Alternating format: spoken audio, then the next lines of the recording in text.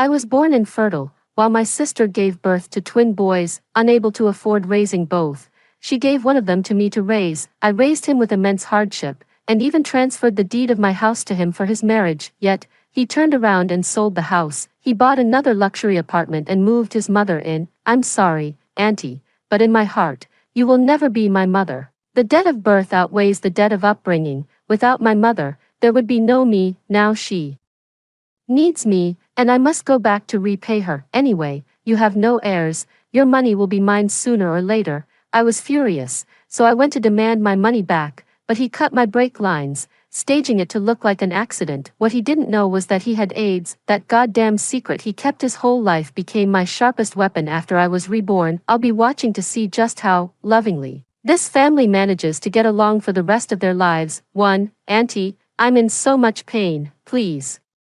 Can you take me to the hospital? Outside the door, Li Rongyao was wailing and desperately pounding on my front door. His forehead and hands were covered in blood, his face was streaked with snot and tears, and there was a huge hole torn in his t-shirt. He must have run here in a panic. The sole of his shoe had come off, and his toes were bleeding. When he saw me open the door, his crying grew even louder. Auntie, I broke my little brother's toy. My mom's going to kill me. I'm in so much pain. I think I'm dying. Please, can you take me to the hospital? In my past life, he came to me with the same tearful plea. My heart softened, and I immediately took him to the hospital, where I cared for him tirelessly for 3 days and nights. After he was discharged, I brought him home and couldn't help but confront my sister. They're both your sons. Li Zihao has more toys than he can play with. Yet Li Rongyao faces a beating for breaking just one. How can you be so blatantly unfair? In my past life, my sister Wang Runan declared with righteous indignation, he's my son, I'll hit him if I want to. What's it to you? If you can't stand it, why don't you take him home and raise him yourself? Hearing this, Li Rongyao's eyes instantly lit up. He immediately ducked behind my leg, his little hands clutching my trousers tightly. He stared at me, unblinking, his eyes brimming with hope. My heart softened in the moment, and the words just followed. All right, don't you regret this? From now on, Li Rongyao is my son. Since I couldn't have children of my own, I thought raising one wouldn't be a bad idea, and so, I truly began to treat him as my own flesh and blood. I took great care of him, providing him with ample financial support and companionship. After he grew up and got a girlfriend, I transferred the property to him so he could get married. Then, at his request, I transferred him 880,000 yuan to cover the wedding preparations. After that, I rented a one-bedroom apartment for myself in the same neighborhood. I thought it would be convenient for me to look after my grandchild when he has one, but then he turned around and sold the house at a low price. He added a bit more money and bought a large, luxury apartment in a prime location. Li Rongyao moved in with his mother and his girlfriend. I was completely baffled by his actions and immediately confronted him, demanding to know why he would do such a thing. He stated bluntly, Aunt, the debt of birth is greater than the debt of upbringing. No matter how well you treat me, you are still my aunt. My mother is getting old and needs someone to care for her. It's time for me to go and look after her. I was absolutely livid at his words and demanded he return the money to me, but he shamelessly retorted, You have no children, so your money will be mine eventually anyway. Leaving it to me after you're gone is just an inheritance. It's better to give it to me now, so I might actually remember you fondly. I immediately hired a lawyer, preparing to reclaim the house and the money through legal means. He had tampered with the brakes on my car. I couldn't stop the car. It crashed through the bridge's guardrail, plunging me and the vehicle into the river below. It was only after I died that I learned Li Rongyao had been living with HIV/AIDS all along. He had contracted it as a child during a hospital stay, when a small clinic's improper procedure exposed his wound to an HIV-positive patient's blood. His parents had known about this for a long time, but Li Rongyao was kept in the dark. However, since the small clinic was run by Li Rongyao's uncle, they let it slide out of consideration for family ties and didn't hold the clinic accountable. Fearing that Li Rongyao might spread the illness to the rest of the family, they gently persuaded him, Your aunt is well off. If you go live with her, she can provide you with a much better standard of living. As the older brother, it's your responsibility to look after your younger sibling and help lighten your mother's load. But don't you worry, I'm still your mother. I'll give you all the love you need and I won't treat you unfairly. Li Rongyao took his mother's words to heart and began to play the victim in their day-to-day life. My sister Wang Runan would either beat him or berate him, leaving him covered in bruises. After the fight, Li Rongyao came to me in tears, my heart softened, and in the end, I gave in to their wishes and took him in this new life. His HIV has become a sharp blade in my hand. Let's see how he fares in this life. Without my shelter, how is their family supposed to love and support each other through this? AIDS, too. Li Rongyao was still crying, his sobs growing louder and more insistent, as if he wouldn't stop until he got his way. I smiled and said, "Hurt, if you're hurt, go find your mother.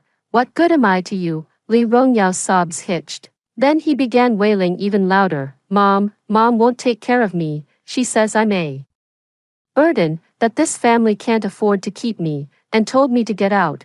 Watching him cry until he was gasping for breath, I pushed him out the door. Auntie doesn't have any money either. Since your mom doesn't want to take care of you, you should just call the police. You can go to the police station, or even to a children's home, getting your meals provided by the state at such a young age. How wonderful is that? 10-year-old Li Rongyao understood the meaning behind my words, his face flushed and paled alternately as he mumbled, but Mom said, "You have money." I knew it was pointless to argue with him any further, so I hardened my heart and shut the door, but he didn't leave. He just sat outside my door, crying. He kept on crying, on and off, until evening, when he finally gave up and left, but then he showed up again the next day, banging loudly on my door first thing in the morning. "Auntie, you have to help me. My mom says I'm not allowed to come home anymore." It was still early, and the neighbors were all home. Worried about disturbing them, I opened the door. Seeing the door open, Li Rongyao quickly rolled up his sleeves, revealing skin mottled with bruises. "My mom says I stole the love that should have been my brother's. She won't let me touch any of his things and told me to get out. Their ridiculous antics are so infuriating. I could almost laugh. They beat him half to death, just to play on my sympathy and make me take him in. That way, the three of them can keep their distance from the person with AIDS, and they can use him as a tool to leech off of me." I saw him clutching his neck and crying non-stop. The tears seemed genuine enough, so I asked him, "What happened to your collarbone?" He started crying even louder. "My mom hit me so hard she must have broken something. I can't move my upper body at all. It hurts so much. Auntie, can you please take me to the hospital? A broken collarbone is no small matter." I was also worried that if he kept crying outside my door, it would start rumors, so I told him to stop crying and that I'd take him to the hospital soon. I called Wang Runan and told her to come pick him up from the hospital, or else I'd call the police. But as soon as Wang Runan heard I was taking Li Rongyao to the hospital, she immediately shouted, "No, you can't take him to the hospital," as if afraid I might notice something. She changed her tone and said, "What makes him worthy of a proper hospital? Just take him to that little clinic by the entrance. That place is cheap. And they're not shy with strong medicine, works fast. You should take him straight there." Well, if that's how she felt, I wasn't about to play the Good Samaritan. I took him directly to the clinic. Even after the doctor finished bandaging him, Li Rongyao was still crying. The pain must have been unbearable. Despite his best efforts to hold it in, fat tears continued to roll down his cheeks. Just then, Wang Runan arrived. Seeing Li Rongyao face streaked with tears and snot, her expression instantly turned to one of impatience. "Will you stop crying, you jinx? What's the big deal if I hit you? You were always hogging everything, even in the womb. You're like a starving ghost reborn." That's right, she always used to tell me that Li Rongyao hogged all the nutrients in the womb, leaving his younger brother Li Zihao so weak he had to be put in an incubator right after birth. So she never liked Li Rongyao from the very beginning. Back then, I actually bought into his nonsense, which only made me feel more sorry for my innocent and sensible nephew. But who would have thought their family was hiding such a bombshell? After the half-hour observation period, the clinic staff said we could leave, but we'd need to come back next week for a follow-up and to change the dressing. Upon hearing this, Wang Runan's brow furrowed deeply, and she yelled out again, "What?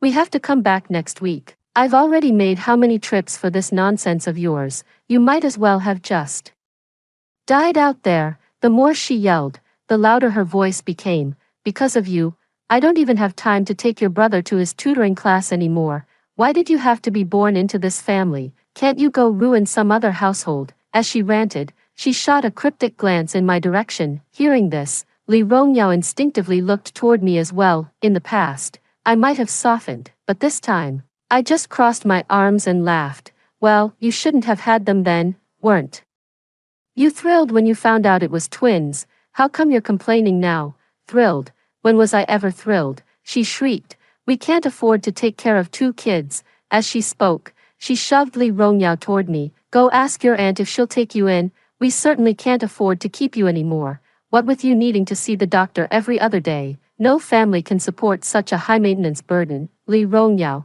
tears streaming down his face, looked at me with a pleading expression and said pitifully, Auntie. I turned my head away coldly. This is your family matter. As an outsider, I won't get involved. Then I turned and walked away. 3. I was about to go to sleep at night when I heard a child crying outside my door, in the dead of night. The sound was downright creepy. I looked through the peephole and saw, to my surprise, Li Rongyao lying out there. He was wearing the same hole-riddled t-shirt he'd had on all day. At night, he huddled in the corner, his thin arms wrapped tightly around himself, shivering from the cold. To make matters worse, the cuts and bruises covering his body and face made him look even more pitiful and frightening. Starting to play the victim card. Are we? Fine. So now it's a contest of who has the harder heart, is it? After all, Li Rongyao is your son. If you don't feel for him, you expect a relative like me to. That's just ridiculous. I ignored him, turned over, and went right back to sleep. The next morning, when I opened the door to leave for work, Li Rongyao immediately stood up from my doorstep. He was biting his lip hard, as if fighting back tears. Auntie, I slept outside your door all night. Seeing him pale and barely able to stand, I couldn't help but laugh in exasperation. Don't you have a home? Why did you sleep on my doorstep all night? And I'm not obligated to take you in. You have parents. Go ask anyone. It's common knowledge that I can't adopt a child who already has parents. He hung his head pitifully. My mom doesn't want me, don't want you. If she doesn't want you, then go ahead and sue her. He didn't speak, just bit his lower lip lightly, as if tears were about to fall any second. I sighed, crouched down to meet his gaze, and said meaningfully, have you ever considered that your parents aren't just putting you up to this sob story to pressure me? Maybe they genuinely don't want you anymore. I pointed my finger and said to him carefully, look at the life your brother leads, and then look at your own. Why is it you who was chosen to come here and suffer with me, while your brother gets to stay at home, enjoying the air conditioning and a life of ease? He was taken aback for a moment, then instinctively retorted, because I'm the older brother. Is that really true? I stared straight at him. Just think about it.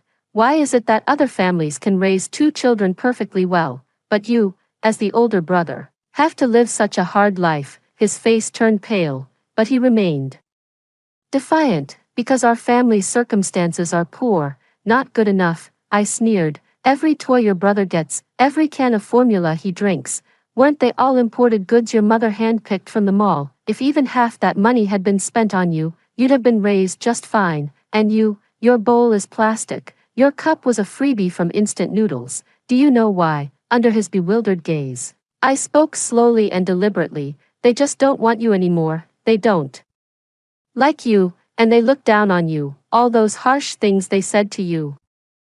That's what they truly think. Don't let them fool you. They don't actually want me to take you in. The truth is, they'd be thrilled just to have you out of this house. Impossible, he shouted, his eyes wide. My mom loves me very much. It's just that our family is struggling, and she had no other choice but to send me here. I shook my head, beckoned mysteriously, and whispered in his ear, if you don't believe me, try a little experiment when you get home tonight. As for the method, come closer, and your auntie will show you. For, after returning home, Li Rongyao used the phone I gave him to start a live stream on camera. He waited until Wang Runan was home, then opened Li Ziheo's formula. He scooped out 2 spoonfuls and mixed them with water for himself. Then, he deliberately went up to Wang Runan, cradling the cup and taking small sips to really get under Wang Runan's skin. I made sure he used Li Ziheo's cup. Sure enough, when Wang Runan saw him drinking from his little brother's cup, his face instantly fell. He snatched the cup right out of his hand and raised his voice to demand, where did you get that formula? Why do you have your brother's cup? Why are you drinking from it? You have your own cup. Li Rongyao was stunned for a full 2 seconds before he spoke. Mom, I'm sorry, I was just so hungry, and my teacher said it's bad for your health to put hot water in a plastic cup. But Wang Runan acted as if she hadn't heard him. She grabbed him by the collar. Her face contorted as she shrieked, "How dare you drink your brother's formula? Who do you think you are?" Li Rongyao stood there, mouth agape, stunned for a long moment before finally stammering out, "Mom, Auntie isn't here, you don't have to put on this act." Wang Runan snapped back to reality, swallowing the words that were on the tip of her tongue, and then tossed out a single line, "Forget it, just don't do this again." He could only watch helplessly as Wang Runan took the cup she had snatched from him and decisively threw it into the trash can. He lowered his gaze, his face etched with unmistakable sorrow. That cup had been bought for Li Zihao by his mother just last month from the department store. It was the hottest collaboration model at the time. A single cup cost over 300 yuan. But what about his own cup? His gaze fell upon the cup he used for drinking water. It was a free plastic cup that came with the instant noodles. Back then, his mother had bought them simply because Li Zihao said he wanted to eat instant noodles. He wanted some instant noodles too, but in the end, he didn't even get a sip of the broth. Wang Runan didn't spare him another glance and turned to leave. That evening, Li Zihao came home from school, grumbling about how hungry he was. Wang Runan was busy in the kitchen and called out to Li Zihao, "Dinner's almost ready." So, she told him to go do his homework first. Li Rongyao took a cookie from his bag and handed it to Li Zihao. "Here, try this, little brother, I got it from our aunt today. It's really good." Sure enough, after Li Zihao cautiously took a small bite, his eyes lit up. "Bro, how is this so delicious? Can I have the rest of the bag?" His gaze was fixed intently on the half-empty bag of biscuits clutched in Li Rongyao's hand. Without a moment's hesitation, Li Rongyao handed it over to him.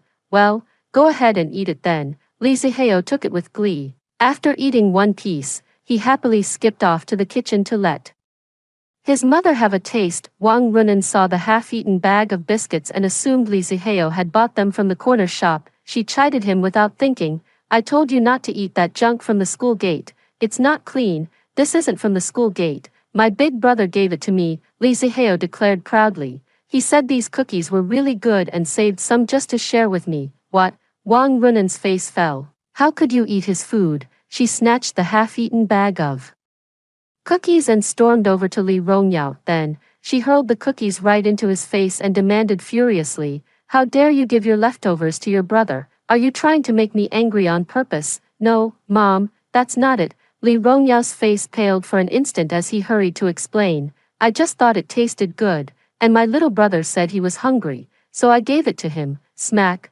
Wang Runan didn't listen to a word he said. Slapping him across the face, she seemed to transform into a demon, her eyes blazing with fury, her teeth clenched as she snarled, "Listen to me, from now on, you are not to give your leftovers to your little brother." Li Rongyao was frozen in fear, his body beginning to tremble slightly. "But Mom, why is it okay for Li Zihao to give me his leftovers, but I can't give mine to my brother?" He lowered his head, his lips trembling slightly. After a moment of hesitation, as if mustering all his courage, he looked up and asked his mother, "Am I really not as good as my brother? Am I really that worthless?" Wang Runan shrieked, losing control. "What do you have to compare with your brother? He's more lively, he's chubbier, and he's cleaner than you." "But," Li Rongyao wiped his eyes with his sleeve, "you take him shopping, you send him to tutoring classes, you feed him the best food and drink. His so-called cleanliness and cleverness are all things you've nurtured and cultivated for him.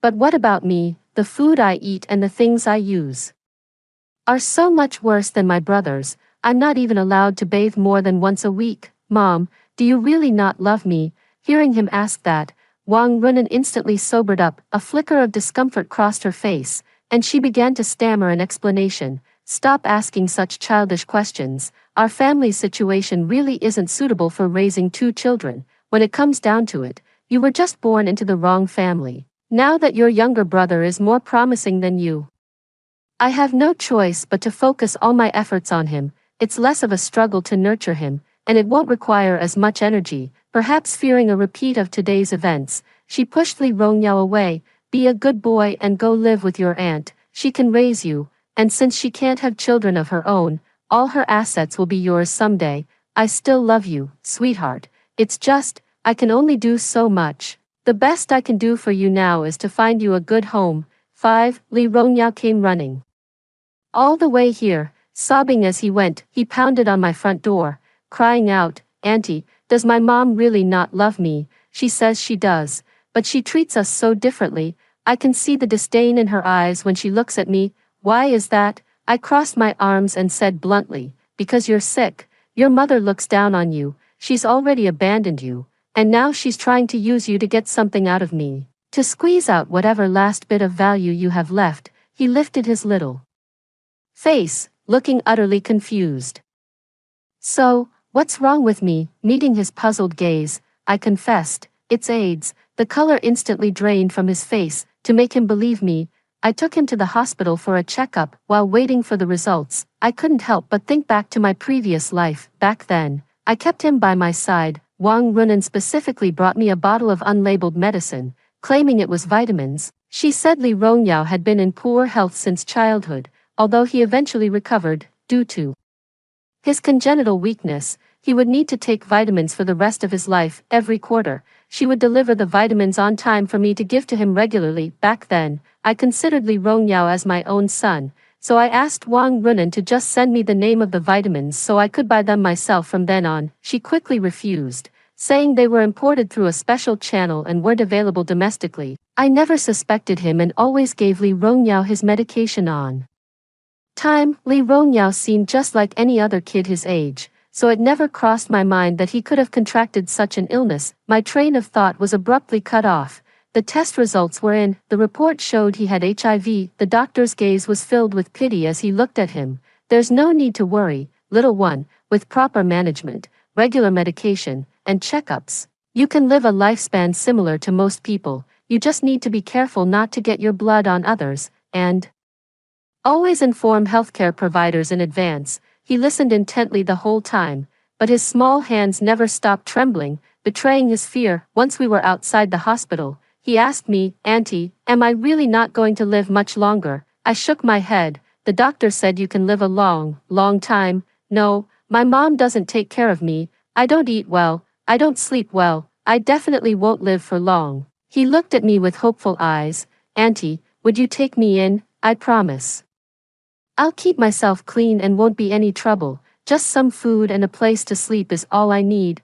I'll repay you someday, I swear." Hearing him say that, a whirlwind of emotions churned inside me. But then, the memory of his betrayal in my past life surfaced, and that strange, unsettling feeling washed over me again in an instant. I sighed, met his earnest gaze, crouched down to look him in the eye, and said calmly, "Your aunt isn't as well off as your mom made her out to be. She lied to you.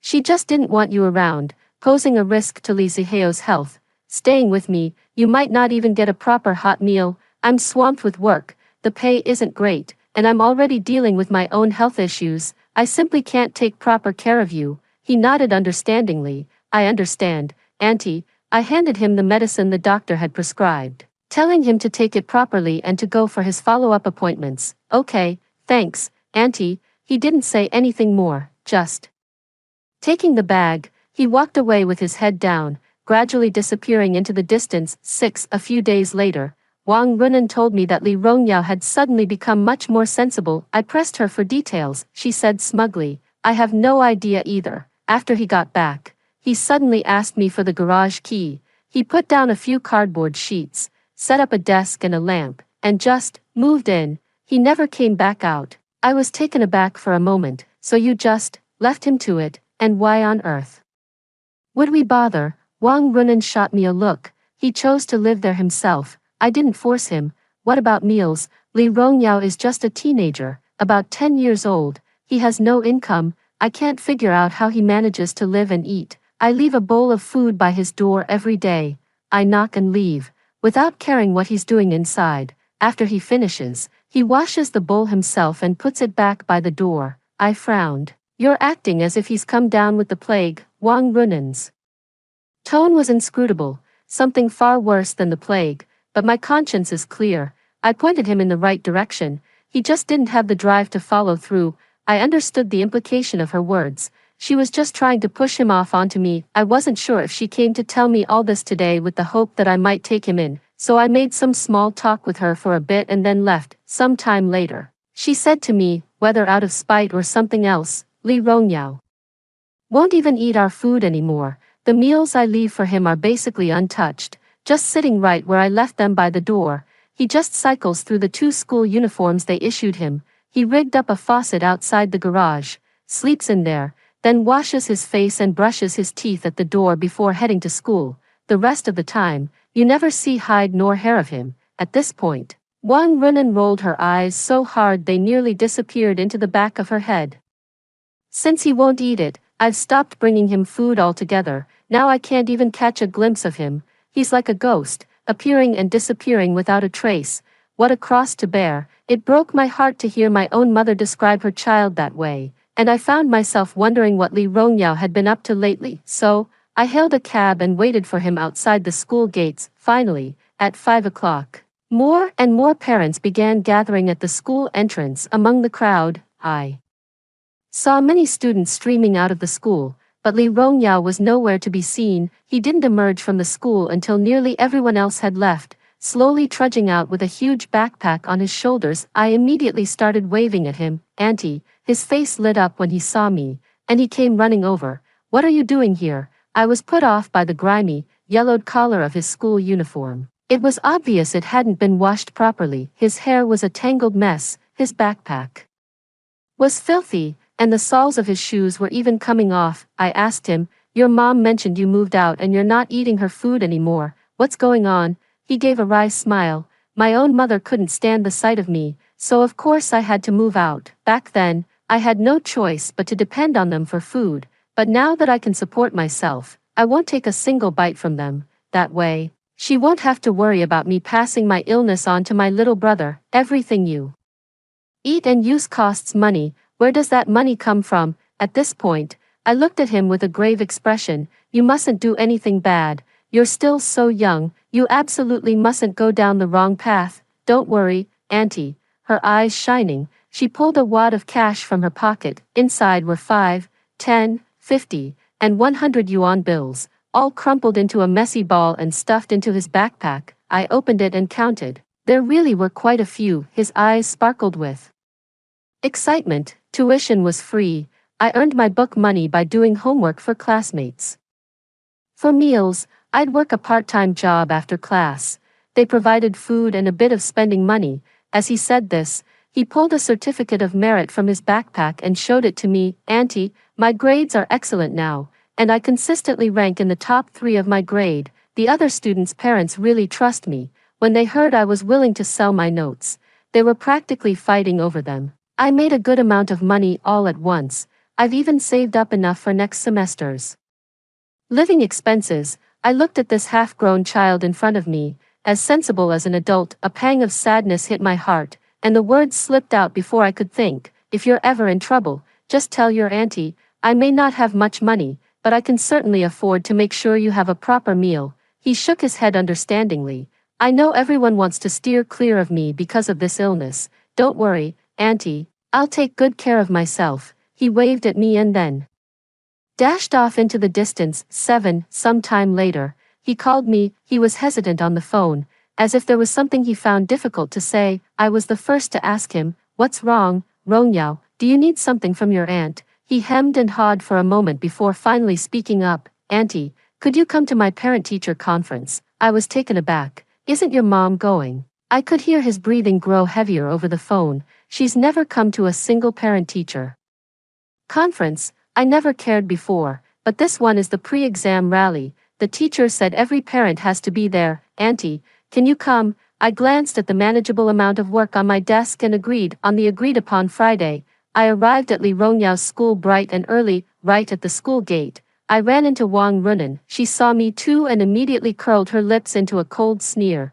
Well, here for my good-for-nothing son. I had no intention of arguing with her, so I just smiled and said I happened to have some free time today and thought I'd stop by. Then I went straight to Li Rongyao's classroom. Although Li Rongyao and Li Zihao were placed in the same class when they first enrolled, but now, Li Rongyao is in class 1, while Li Zihao is in class 14. After the teacher's explanation, I finally understood that Li Rongyao's academic performance is now excellent. Several private middle schools in the area have already extended offers to him. They promise to waive his tuition for 3 years and provide him with a monthly living allowance of 500 yuan, from what the teacher said. It seems he's still hesitating and hasn't decided which one to choose. Scanning down the rankings list, I saw Li Ziheo's score, ranked in the bottom 50 of the entire grade. With grades like these, even if I got into the local middle school, I'd only be placed in the worst class. Li Rongyao sat beside me. Hearing the teacher praise him, he wore a look of pure pride. It seemed that only at this moment was he truly happy. The youthful glow and smile on his face were a world away from the old, gloomy man I had seen before. Noticing my gaze, he flashed me a smile. "Auntie, I have one more favor to ask, if I may." "Go ahead," I said with a nod. Encouraging him to continue, he said, "The school uses a parent-teacher communication system where teachers send messages to parents' phones. My mom found me annoying before, so I didn't have the teacher send my grades to her. But now, the teacher says we must provide a parent's phone number. After the primary school graduation exams, schools will contact parents, and they'll also use this number to release scores. Auntie, can I give them your number?" I didn't think it would cause me any trouble, so I agreed. After the parent-teacher conference, the teacher sent the key points and a summary to my phone. That's when I saw that Li Rongyao's historical rankings were consistently in the top 3 of his grade. In fact, he came first in the grade for the last few mock exams. I was completely taken aback. It suddenly occurred to me that in my past life, when I adopted Li Rongyao, his academic performance wasn't nearly as brilliant as it is now. Back then, I poured a small fortune into him, enrolling him in tutoring classes and buying him all sorts of expensive health supplements. Yet his grades consistently hovered around the middle of the class. What's more, every time I bought him something nice, he'd practically present it as a trophy, taking it back to give to his younger brother and his mother. I couldn't help but feel a pang of melancholy. Given a second chance at life and facing hardship,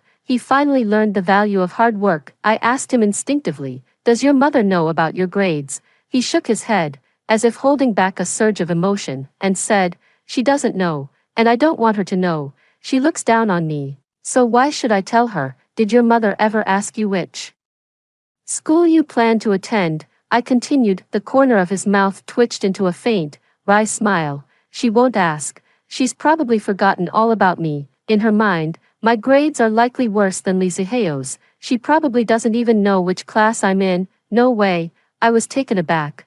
"Wouldn't Li Ziheo mention it when he goes home? You have such good grades. He should bring you up." "He won't," Li Rongyao said with certainty. "He's so useless. How would he dare tell my mom I got good grades? If she found out, she'd kill him, and those other parents. Which one of them wants to talk to the parent of a failing student? You can't get any useful advice. There's no business to discuss. Talking to her is just a waste of time." So even though that group of parents often talked about me, my mom had no idea. I instinctively glanced toward the door of Li Ziheo's classroom. Wang Runan was standing in the corridor, being scolded by the teacher, her face flushing red and then turning pale. He was bowing and scraping as he asked the teacher something. Li Rongyao was also looking in that direction. However, his gaze was fixed on the game console in Li Ziheo's hand. That game console cost several thousand yuan, equivalent to Li Rongyao's living expenses for an entire year. I hesitated for a moment, wondering what words I could use to comfort him, but he grabbed my arm. "Let's not look anymore, Auntie. Let's go." I patted his head. At that age when most kids shoot up like bean sprouts, growing taller by the day, Li Rongyao, however, was all skin and bones, short and scrawny. If you didn't know better, you'd think he was still in 3rd or 4th grade. I couldn't help myself and took him to a diner near the school, ordering him a rice bowl topped with meat and vegetables. I was about to add some more side dishes for him. He quickly grabbed my arm and said, No, that's all right. Thank you, Auntie, I have plenty." But he couldn't help but swallow his saliva the moment the food was placed in front of him. His eyes welled up with tears. He hung his head low, shrinking into himself like a frightened quail, wishing he could disappear under the table. In the end, he couldn't hold it back any longer and began to sob. Biting his lip, he said, "Auntie, you know what? All these years, I've been too scared to eat out. I'm afraid if people found out, they'd look at me differently. I don't have any friends. The only time anyone in my class talks to me is when they want my notes or test answers. The rest of the time, They ignore me. Because they think I'm weird. I don't like having fun or going out to eat. All I do, all day long, is study, but I don't want to be like this. I just don't know what else I can do besides study. The moment I step outside the school gates, I feel like everyone is staring at me with judgment in their eyes. The more he spoke, the more heartbroken he became, his body shaking with each sob, seeing how genuinely upset he was. My heart ached for him too. I gently patted his head and said, "The path you've chosen is the right one. You must study hard, become an outstanding pharmaceutical expert in the future and strive to develop a cure for AIDS as soon as possible." Only then did he calm down. "Okay, Auntie, I'll do my best." He carefully took his own spoon from his pocket, quickly finished his meal, said goodbye to me, and then ran back to school. 8. After completing his high school entrance exam, Li Rongyao chose to attend a private middle school. I asked him why. He said it was because the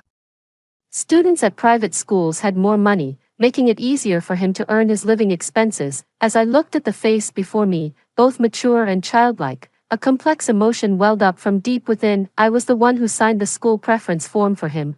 Wang Runan never showed her face once. A few months later, I heard that Li Zihao had also enrolled in that private school. The story goes that his grades were so poor that if he had gone straight to the public school in his district, he'd only have been placed in the bottom-tier class. Unwilling to accept that, Wang Runan threw money at the problem and pulled a lot of strings, finally managing to squeeze him in. I figured that even if I didn't get into a good high school, I could always go abroad and get some kind of degree to bring back. Li Rongyao became even busier after starting junior high. Evening self-study sessions didn't end until after 9 o'clock. He seemed to be doing quite well academically. The teacher would send his monthly exam results to my phone, and he consistently held the top spot in his class, but he never contacted me again, not even to ask me to attend a parent-teacher conference. I thought that was the end of it, and I wouldn't have any further dealings with him. Then, in my 3rd year of junior high, the homeroom teacher suddenly called me. "Is this Li Rongyao aunt?"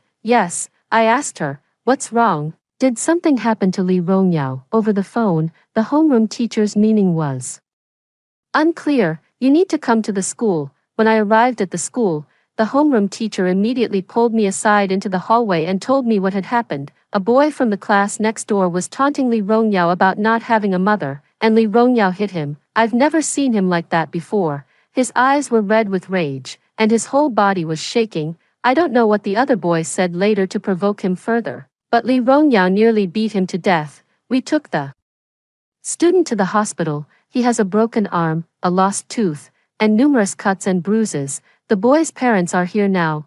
They want to see who did this to their son. I haven't told them who it was yet. I was waiting for you to arrive so we could all meet together. After all, it's been nearly 3 years since I last saw Li Rongyao. I also thought to myself that teenagers are prone to acting on impulse. It's somewhat normal at that age. Until this matter is settled, I shouldn't take sides or assign blame. Thinking this, my curiosity about what had happened only grew stronger, so I nodded to the teacher and said, "All right, teacher, I think I get the gist of it. Please take me to meet the other students' parents." However, when we arrived at the office, I saw Wang Runan holding Li Zihao, her face full of concern as she gently blew on his injury to soothe him. However, she clearly had no idea that Li Rongyao was the one who injured Li Zihao. Seeing me enter, she froze on the spot. "What are you doing here?" I said calmly. "I'm here on Li Rongyao's behalf." At that, a slight smile played on my lips. "But this has gotten rather interesting. You're Li Rongyao's mother, and he hit his own brother. Perhaps you should discuss with the homeroom teacher how to handle this. I'll be on my way." "You're Li Rongyao's mother." The teacher was stunned. She clearly never imagined that the person standing before her, adorned in gold and dressed so lavishly, was actually the mother of the plain and unassuming student, Li Rongyao. And the school's notorious rich kid troublemaker, Li Zihao, was actually Li Rongyao's own brother. When the teacher called Li Rongyao over, he stared at his mother and was momentarily lost for words. He clearly hadn't expected his mother to look so much more affluent than before. She was decked out in head-to-toe affordable luxury brands. Wang Runan also stared at Li Rongyao with a look of complete unfamiliarity, then averted her gaze indifferently, as if he were a stranger. The homeroom teacher blurted out instinctively, "Didn't you say your mother was dead, and that you only have an aunt?" That's why the school contact number on file is your aunt's. Before Li Rongyao could speak, Wang Runan snorted coldly and said, "He's right, you might as well consider me dead. I don't have a son like this." As she said this, she pulled the cast-wearing Li Zihao behind her with a pained expression, then turned a wary gaze toward Li Rongyao and said, "Don't you dare get any funny ideas. Even if you beat him to a pulp, he'll still be my precious darling. You can just crawl back to wherever you came from." Li Rongyao said nothing, glaring at his mother with pure hatred, perhaps provoked by his stare. Wang Runan grew even angrier. "What's this? You think just because you hit your brother, there's nothing I can do to you? Let me make one thing perfectly clear. For hurting my son, you are never setting foot in my house again. Every penny I, Wang Runan, earn, you will never see a single cent of it." The teacher had probably pieced together what was going on. Since it was a matter between brothers, it became a family affair. Not wanting to interfere too much, she offered some advice. "Why don't you discuss this at home later? There's a mock exam tomorrow, and we shouldn't let it interfere with the child's test. Besides, Li Rongyao did well last time. With a bit more effort and attention to detail this time, he can only do better." The teacher rummaged through a stack of test papers and pulled one out. He handed it to Wang Runan, intending to discuss Li Rongyao's results with her. Wang Runan, however, snatched the paper from him, tore it to shreds in one swift motion, and flung the pieces into the air. Shreds of paper fluttered down like snow, and Wang Runan shrieked, "What's the point of this exam? What's there to even test? With his track record, what kind of miracle could he possibly pull off?" Li Rongyao fell silent all at once. "Since I was the one who'd been called over, I placed a hand on his shoulder and gave his head a few perfunctory, consoling pats. A faint glimmer of life returned to his dull eyes. "Auntie, I'm fine." His mother couldn't be bothered to look at him any longer. She grabbed Li Zihao's hand and pulled him toward the door. As she walked, she didn't forget to turn her head and issue a warning, "You little bastard, stay away from my son." Li Zihao also turned his head and stuck his tongue out at him, a smug look on his face. I looked down and saw Li Rongyao staring into the distance with a shattered gaze, as if his soul had been ripped out. Without a word, he picked up his school bag and walked back the other way around the school. 9. After the high school entrance exams, Li Rongyao became the top scorer in the city. Li Zihao, on the other hand, didn't get into any high school. His mother was at her wit's end, frantically contacting every relative and friend she knew, trying to find a way to send him abroad. Just then, he suddenly started receiving a flood of calls from unknown numbers. They were all from the admissions offices of various high schools. It was only then that she found out Li Rongyao had actually topped the city's entrance exams. She was stunned for a moment, collected herself, then came downstairs to my building and called for me to come down.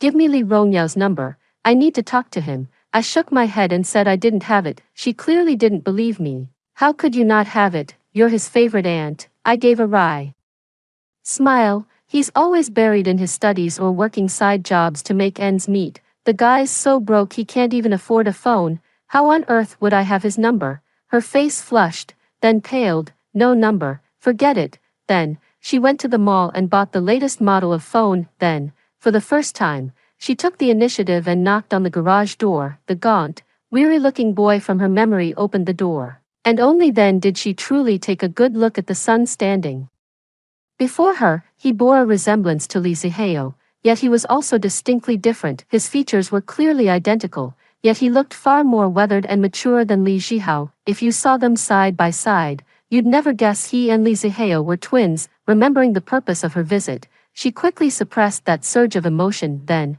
forcing a faint smile, she spoke in the most sincere tone she could muster. "I heard you came top of the class." "That's right," Li Rongyao replied flatly. Though he didn't close the door, Wang Runan rubbed her hands together uneasily. "Your brother's grades aren't good. He didn't get into high school this year, so he'll probably have to go to a vocational school." "Yeah, I know. Is there anything else?" Li Rongyao sounded a bit impatient. Wang Runan, however, stopped him in his tracks and said urgently, "You have such good grades, so many schools want you. Why don't you talk to the school and see if they can take your brother in too? We're not asking for a spot in a top class, just getting him into any class, so he can get a high school diploma and not end up with just a technical secondary school education." Li Rongyao's face instantly darkened. "Is that the only reason you came to see me?" He reached to close the door, but Wang Runan quickly blocked it with her foot and hastily shoved the latest model phone into his hands.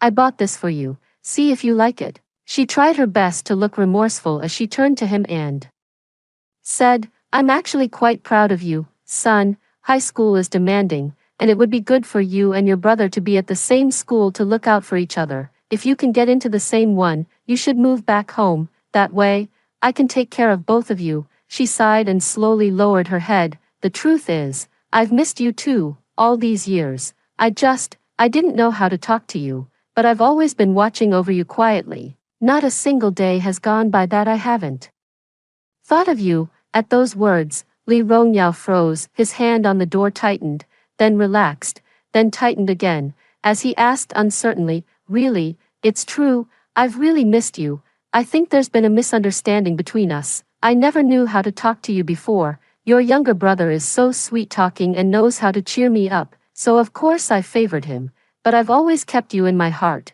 Then she shoved the phone into his hand. Are you still mad at me, son? I know I was wrong. I truly neglected you before. From now on, I promise I'll treat you even better than I treat Li Zihao. If you move back home, I'll take the best care of you and make it up to you twice over. Her voice grew thicker with emotion until, with a heavy thud, she dropped to her knees before him, covered her face, and broke down into uncontrollable sobs. My boy, I've missed you so much. For these 3 years, I've thought of you every single day, following any news I could find, but I was afraid to reach out, worried I'd disturb your studies. Now that the entrance exams are over, I'd like you to come home with me. I want to make up for all the motherly love you've missed out on over the years. Would you be willing to come home with your mom? Li Rongyao was, after all, just a 15-year-old boy. Hearing this, his eyes instantly welled up with tears. Mom, can I really move back in? Of course, of course. There's a room on the east side that's been kept empty, just for you. I clean it every single week. Wang Runan threw her arms around Li Rongyao, burying her face in his neck as she began to sob uncontrollably. I've missed you so much, my son, you're my own flesh and blood. How could I not miss you? Li Rongyao, too, was reduced to a weeping mess, overwhelmed with emotion. He held his mother tightly and broke down into full, unrestrained sobs. 10. Li Rongyao moved back in. He was immersed in maternal love. A love he had missed for so many years, and it filled the emptiness in his heart all at once. Every day, Wang Runan would wake him up and prepare a hearty breakfast for him. After he finished eating, I would wash his dishes and then prepare some fresh fruit for him. In the evenings, I would bring his dinner to his room and take the opportunity to have a heart-to-heart chat with him. 2 months later, Li Rongyao was admitted to the best high school in our area. Thanks to him, Li Zihao also successfully enrolled. It's just that his grades were so poor, he had no choice but to enroll in the international program. Wang Runan didn't care in the slightest. She would boast to anyone who would listen that her son was attending the best high school. Then, on the first day of school, she helped Li Rongyao move into the boarding house. Li Rongyao was still none the wiser. He called me on his new phone and asked me to save his number over the phone. He was overjoyed. Auntie, Mom wants me to come home. I'll have a family now. All these years, I misunderstood her. He used his scholarship money to buy me quite a few things. There's my usual skincare products, along with a necklace and earrings. His eyes were bright, completely free of the malice from his past life. He denied himself good food and clothes, saving every penny. After finally managing to get a scholarship, he went and bought me a whole bunch of things. I can just picture how excited he must have been while shopping, but I still had to let him know the truth. I asked him, are you sure your mom has truly accepted you? Are you sure it's all been a misunderstanding all these years? I took him near their house and pointed to one of the trash bins. Take a good look. Is this what you call a mother's love? His sharp eyes caught sight of a box lying quietly inside. It was a necklace he had given his mother last week, along with a game console for his younger brother. Even the bed sheets and duvet covers he had used while living at home had all been thrown into the trash by his mother. In an instant, he understood everything. He silently lowered his head. These are all the latest models, very expensive. I smiled and patted his head. They won't accept it because it's from you. You should save that money and spend it on yourself. Get some decent food and drink. I placed the accommodation application form back into his hand. Your mother has used you up and can't wait to get rid of you. When the semester starts, you should just leave this house for good." He stared at Wang Runen's signature at the bottom, his eyes filled with desolation. Then, with a hint of self-mockery, he smiled and said, "So all that maternal love for the past 2 months was fake. It was only because I was useful. Yeah, in the end, they'll squeeze every last bit of value out of you." I took out my phone and played the recording. The voices of Wang Runen and Li Zihao could be heard from within. Wang Runen called out with great enthusiasm, "All his money will be yours. When he dies, everything will be yours." Li Zihao, however, was somewhat dismissive. "What kind of money can you really make from studying? I don't want any of that. I'm going to be a big boss someday and make a lot more money." In the recording, his mother clearly hit him and scolded, "Such short-sighted thinking. Just you wait, in the future, that brother of yours, the one who won't live long, will be able to give you far more than I ever could." The recording was synthesized by me, but it does not distort the facts. In truth, what they discussed in private was far more jarring than this recording. Li Rongyao listened to the recording in silence, his gaze lost out the window, his face etched with bitterness. Then, a faint, wry smile touched the corner of his lips, part mockery, part resignation. "I understand, Aunt, I won't trust them anymore." He promptly went to the supermarket to stock up on some daily necessities and then, without a word to anyone, moved into the dormitory. Wang Runen had been itching to kick him out anyway. Seeing that he'd left on his own, she couldn't even be bothered to ask and simply let him go. High school life carried on in its orderly fashion. In their second year of high school, a major event occurred in their family. Wang Runen's husband, who was Li Rongyao's father, passed away suddenly from a heart attack. To support her son through his education, Wang Runen sold off everything of value in their home, but Li Zihao's expectations had long been raised by them. He was accustomed to only the finest food and possessions every day. He even got a girlfriend at school, and the monthly expenses were enormous. Wang Runen's meager salary was nowhere near enough to cover his expensive international school tuition and daily living costs. She started working at a nightclub. Through that job, she met a number of wealthy patrons, and it was only with their support that Li Zihao was able to barely scrape through and finish high school. When the college entrance exam results were released, Li Rongyao was the top science student in the entire city. Meanwhile, Li Zihao scored abysmally low, not even meeting the threshold for a public vocational college. Their mother didn't even ask about Li Rongyao's results. She immediately set about applying to foreign universities for Li Zihao instead. However, after making inquiries, she found that even a diploma mill would cost a significant amount in tuition and living expenses for a single year. She was at her wit's end and wanted to borrow money from me, but I had to turn her down. Her gaze then fell upon the house. She decided to sell the house, at least to see her son through his education. Just then, she started receiving calls from several universities. Li Rongyao achieved the highest score in the city, making him this year's top science student. Many schools offered him attractive terms, along with a generous scholarship, hoping to recruit him. Wang Runen was overjoyed. Her eyes darted around as another idea came to her. Right after the Gaokao ended, Li Rongyao found a part-time job as a tutor. Now with some money, he rented a place near the high school, offering in-home tutoring services specifically for high school students. Wang Runen found out where he was living. She pulled the same old trick, knocking on his door. The moment she stepped inside, she covered her face and started sobbing, pouring out how much she missed him and how terribly guilty she felt. After the tears had subsided, she shoved the latest model of iPhone into his hands. A smile played on Li Rongyao's lips, but his eyes were chillingly cold. With sharp eyes, he noticed his mother was holding the phone by a single corner of its case, as if terrified of making contact with his skin. His expression faltered for a moment, then instantly returned to normal. Then, with a smile, he hugged his mother. "Mom, I've missed you so much too. How could I not miss you? I know I wasn't great during those 3 years of high school. I was so caught up with my studies that I never made time to come home and see you, but honestly, I thought about your cooking every single day." Then he changed the subject. "Mom, can I stay for dinner? Can I have a meal with you and Dad?" The smile instantly vanished from his mother's face. She then awkwardly pulled herself from his embrace and hesitated before saying, "Maybe it's best not to.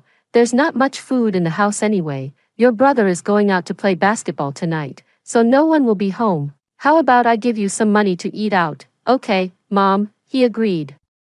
Without hesitation, that evening.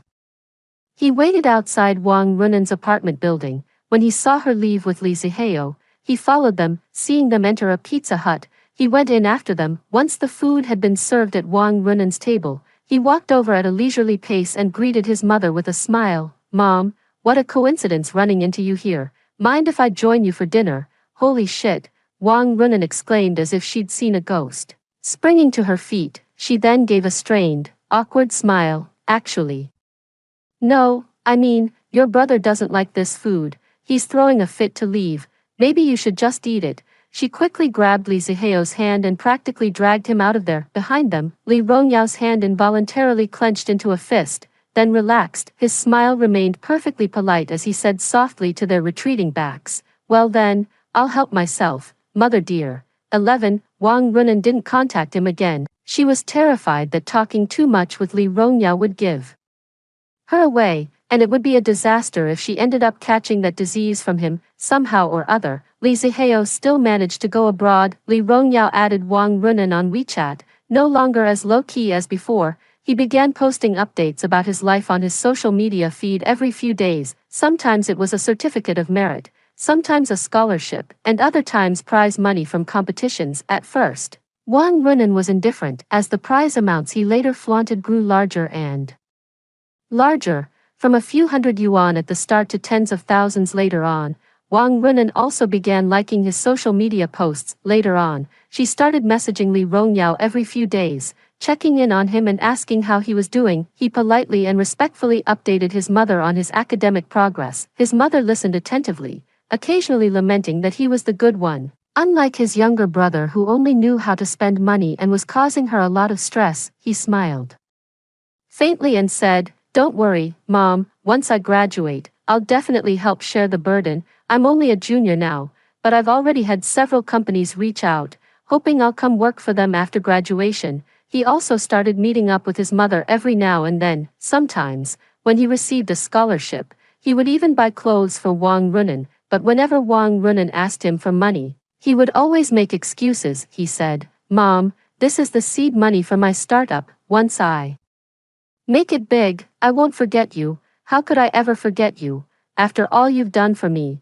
After graduating from his senior year, he landed a really good job. He immediately called his mom to share the good news, and added, "Mom, I bought an insurance policy for you and my brother. In 5 years, you'll each receive a few thousand yuan every month. What's more, the leadership here really values me. They've promised to meet any of my requests if I agree to stay. I've already told them that my younger brother graduates next year, and I want him to work here. They've agreed to that too. They said the salary won't be as high as mine, but it'll still be around 200,000 a year." Li Zihao was a poor student who neglected his studies, making it very difficult for him to graduate abroad. In the end, he spent a considerable amount of money to hire someone to write his thesis for him, and the university only reluctantly agreed to let him graduate after 5 years. His mother had been worrying about finding a decent job back home, so upon hearing this, she was overjoyed and thanked Li Rongyao profusely. She even went so far as to cook a rare,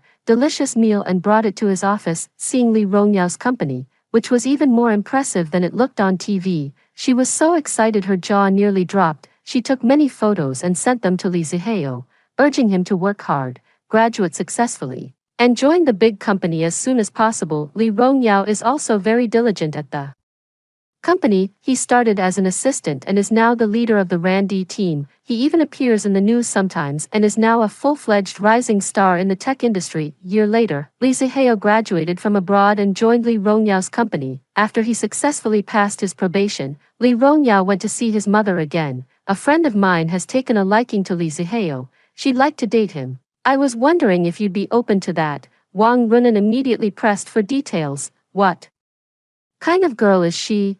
"She's the daughter of my boss, a real beauty. Her job's nothing special, but her family owns several villas. My boss said if his daughter finds someone she truly loves, they're willing to give 6 villas and 660,000 in cash as her dowry." Wang Runen's eyes lit up, and the muscles in her face twitched with excitement. "Of course we'd be willing. Why don't you invite the girl over to our house one of these days? I'll make sure to give her a proper Welcome. Li Rongyao then took out a photo of the girl to show his mother. His mother clasped her hands, her face barely able to contain her excitement. She's even more beautiful than a movie star. My son is so outstanding. Everything's always gone smoothly for him, and he even managed to find such a gorgeous girl. With Li Rongyao playing matchmaker, Li Zihao soon fell head over heels in love. He seemed utterly smitten with the girl, posting photos of them together on his social media every few days. Rumor has it he'd often have Wang Runan make soup, which he'd then take to give to some girl. Just like that, 2 years passed, and the two began discussing marriage. Yet, at this very moment, Wang Runan hesitated. Among the young men and women she knew around her age, passions ran high. It usually only took a few months before someone ended up pregnant. The girl has been with her son for so long, yet there's been no sign of a baby bump. And look at her, she's as thin as a rake. The more you look, the more she seems like the type who can't bear children. She suggested they both get a premarital health check before registering their marriage. If the results come back clear, she'll naturally hand over the household register to Li Zihao. Li Zihao blamed his mother for being meddlesome, fearing the girl would turn against him over this. He hurriedly bought her a bunch of gifts and spent a good while comforting her. Yet, upon hearing this request, the girl agreed without a second thought.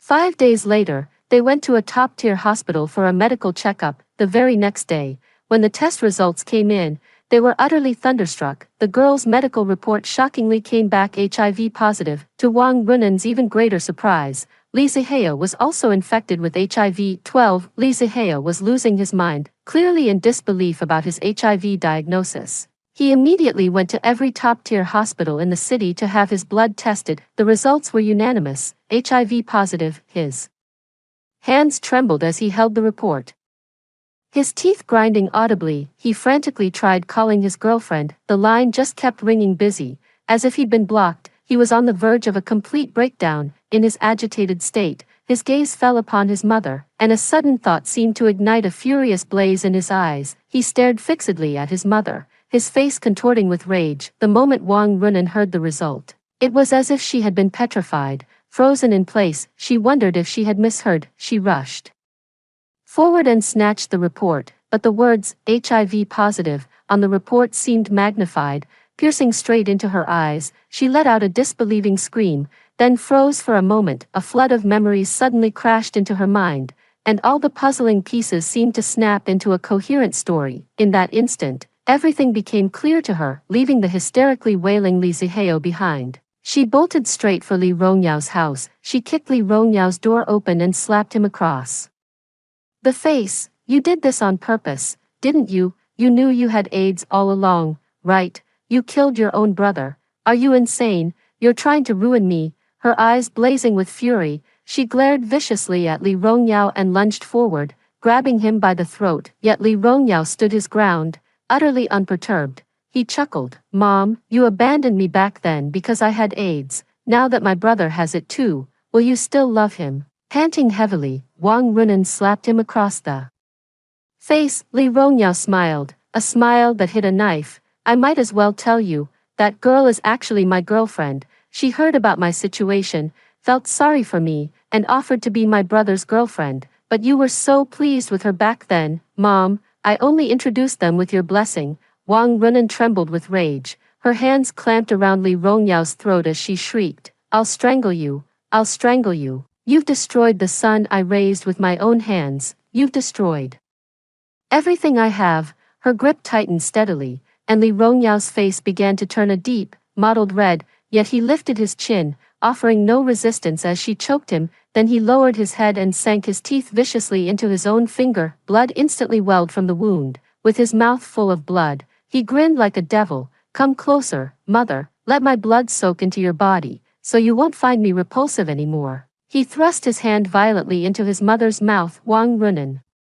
recoiled in terror, instinctively stumbling back 2 steps. She retched violently before screaming out, You're insane, a complete lunatic. She let go, scrambling and stumbling, practically crawling on all fours as she fled. But the moment she crossed her own threshold, someone struck her from behind, knocking her unconscious. 13. Wang Runan was jolted awake by a bucket of cold water. She found herself tied to a chair, gagged, And completely immobilized, Lee Ziheo stood before her, transformed as if into a demon. He gave his mother a sinister grin, then injected a syringe of bright red blood into her body. It's because of you. It's your cold-hearted cruelty towards my brother that made him take his revenge out on me. If I have AIDS, you're not going to live either. We'll die together. Wang Runan struggled frantically. She sobbed and begged for mercy, pleading with him to let her go. She wanted to tell him it wasn't her fault, that she had done it all for Lee Ziheo, but she couldn't utter a single word. She could only watch, helpless, as Lee Ziheo slowly injected the syringe full of HIV-infected blood into her body. Once the injection was done, Lee Ziheo didn't even bother to look at her before knocking her unconscious again. When she woke again, the house was empty, the day was already bright. She flexed her wrists and found the ropes had been untied. Then, a sudden, nameless fury ignited within her. Li Rongyao, if it weren't for him, she and Lee Ziheo wouldn't be in this state. He was the son she had invested a fortune in raising. After graduation, he would have found a job and a girlfriend. Their future would have been simple and beautiful. But now, Li Rongyao has ruined everything. The more she thought about it, the more furious she became. She immediately broke free from the ropes and ran outside,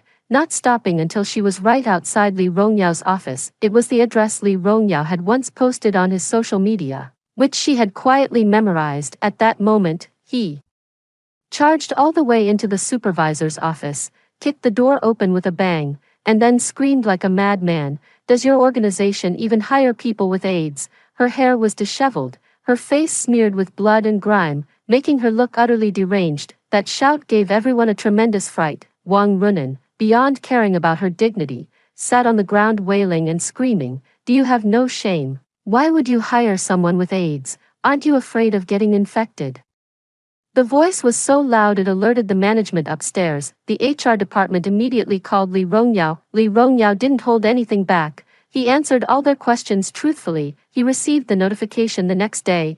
HR informed him not to come in anymore, and that the severance payment would be deposited directly into his account as stipulated in his contract. Immediately after, he noticed the most recent text message on his phone. It was a bank balance alert. The severance amount was significantly larger than he had anticipated. The scene instantly transported him back to the past, to a time when people avoided him like the plague, willing to abandon their belongings and suffer losses just to keep their distance. After reading all the information, he was eerily calm. Having spent the entire afternoon alone in his room, he dressed neatly, stepped out, and made a call to his younger brother. He explained that before leaving his job, he had recommended Lee Ziheo to the company, and now there was a project they wanted to entrust to him. He said he'd give the details when he got back. He called his mother again, telling her that all of this was his fault. Now that the compensation money had come through, he was willing to leave all of it to his younger brother as atonement. Both of them returned home overjoyed, but the moment they stepped through the doorway, they were knocked unconscious by a wooden club from behind. 14. When Wang Runan opened her eyes again, it was the heat that had woken her. Her hands and legs were bound with rope, her eyes snapped open, and then she saw Li Rongyao, his face twisted in a vicious, hate-filled grin, and the room was thick with raging flames and dense smoke. There was also Lee Ziheo, collapsed on the floor, unconscious and unresponsive. She shuddered instinctively, struggling desperately against the ropes, and cried out in terror, "What are you doing, you lunatic? Let us out of here." Yet Li Rongyao unhurriedly crouched down, his smile as gentle as ever. He slowly, inch by inch, traced his fingers along his mother's cheek, staring at her with a smile that never quite reached his eyes. "I never actually intended to lay a hand on you, Mother. Even now, I still hold on to the bond of family for you, yet you seek to destroy everything I have. You already destroyed the child I was, and now you're destroying my future. It was my brother who wronged you, yet you heap all the blame onto me. Why did you give birth to me? Why did you ever acknowledge me? Why?" His eyes widened with rage, burning with an intense fury as he spoke. "If you hate me that much, then let's die together."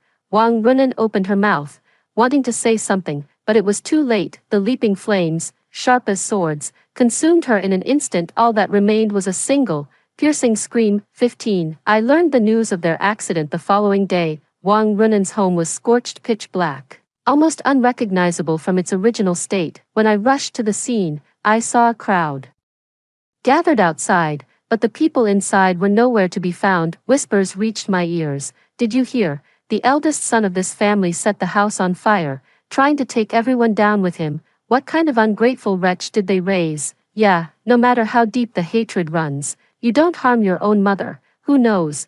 Maybe it was just because his family refused to buy him a computer or an e-bike. You hear about these kinds of stories all the time. I stood there, frozen in shock.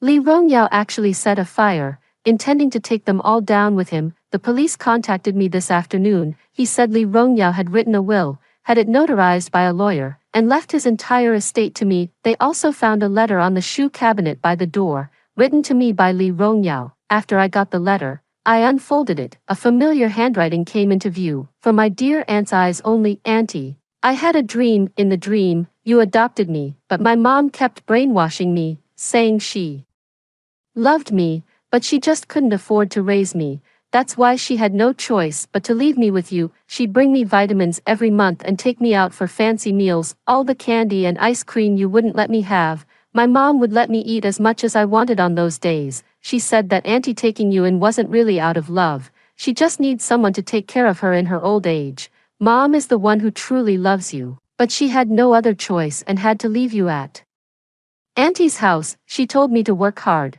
so that once I got to university, I could break free from my aunt's control and come back to my mom. That just made me resent you even more. Every time you forced me to study, even though I knew how to do the problems, I'd get them wrong on purpose and pretend I didn't understand, just to spite you. In the end, to rebel against you and avoid the cram school you signed me up for, I stopped paying attention in class altogether. My grades plummeted in the end.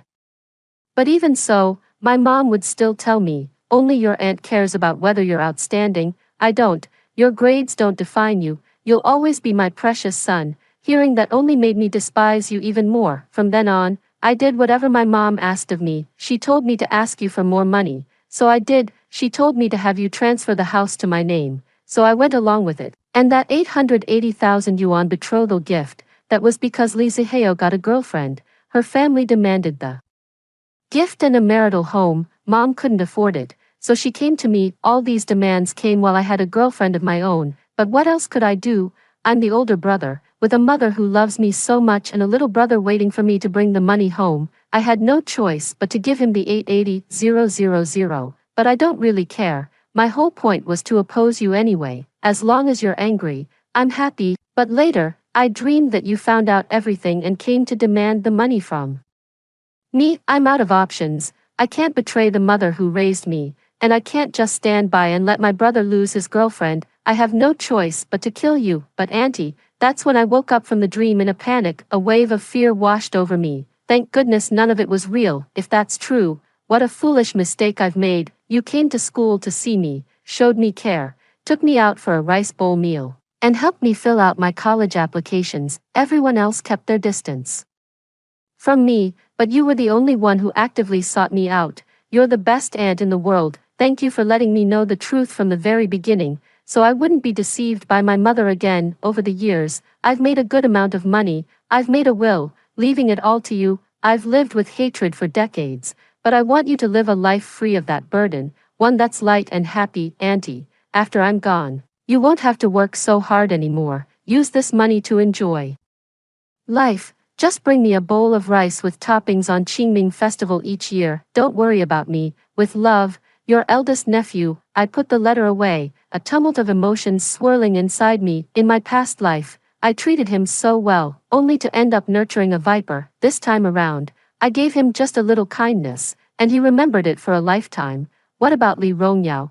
I asked the police officer. The officer's voice was completely devoid of emotion. He's probably at the funeral home by now. Someone nearby clicked their tongue in disapproval. After he died, his eyes never closed. He just kept staring toward the entrance of the residential complex, as if waiting for someone. What a shame. The kid was so bright, yet he burned the whole house down and took his own life. Sigh. What did that family do to deserve such a cursed son? I didn't listen any further. After thanking the police, I left. I donated all the money Li Rongyao left me to the AIDS Association, as he wished. I brought a serving of rice with toppings and placed it on his grave. In the photo on the tombstone, he was wearing a rare smile, reminding me of the vibrant young man he was in his past life. He could have lived a comfortable life, yet, he repaid kindness with ingratitude, turning against the very person who had raised him through hardship and sacrifice. So, in this life, the fate he met was his own karma.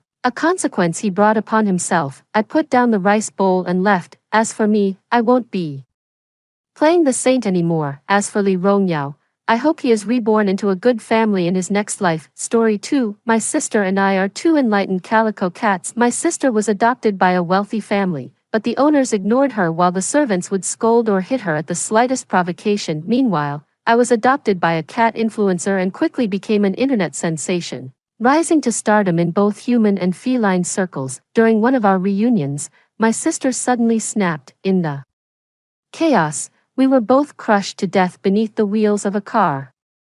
We were reborn back on the day of adoption. This time, my sister clung desperately to the cat influencer. Little did she know, her real suffering was just beginning. 1. My sister and I are two enlightened calico cats, being far more intelligent than ordinary felines. We've dodged countless dangers during our stray journey. A sudden storm destroyed our makeshift shelter just days ago. We were taken to a stray cat rescue center by humans. Two groups of people stood before our cage, my sister and me, with shelter staff by their side. These two calico sisters have wonderful temperaments, though the elder one's health is somewhat delicate. If you're both interested in adopting them, perhaps you could discuss it between yourselves. To give both potential adopters a better look, the staff member opened our cage door. In the next instant, my sister darted out and leaped onto a young man's shoulder. The sister nuzzled her fluffy head against the man's chin, drawing a chuckle from him. Mr. Lucian, it seems the cat has made its choice. Mr. Lucian,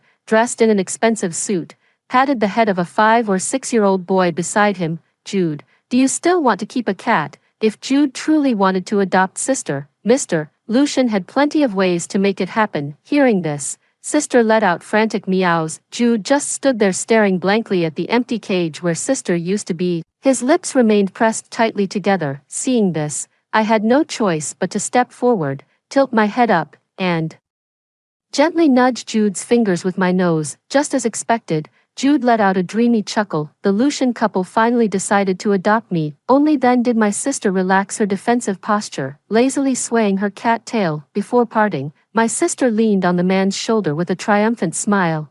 Goodbye, you little fool, little sister. It's my turn to be the superstar in this lifetime. 2. The moment she said that, I knew she had been reborn too, in her past life. The moment she saw the extraordinary elegance and expensive attire of the Lucian family, her sister immediately threw herself into Jude's arms, but upon arriving at the Lucian household, she realized she'd chosen the wrong family. Jude had autism, often lost in his own world, and naturally wouldn't notice a cat's presence. The Lucian couple were consumed by work, spending precious little time at home with their child. As an emotional support cat, sister was forced to attend numerous professional training courses. Despite all this, Jude still wouldn't give sister the time of day. Over time, even the household staff began mistreating her. My life was the complete opposite of hers. The young man who adopted me is an internet content creator. While my sister endured tedious lectures, I dazzled in gorgeous outfits, showcasing both beauty and wit in short videos. When my sister's owner neglected her, I went viral thanks to my human's brilliant social media strategies,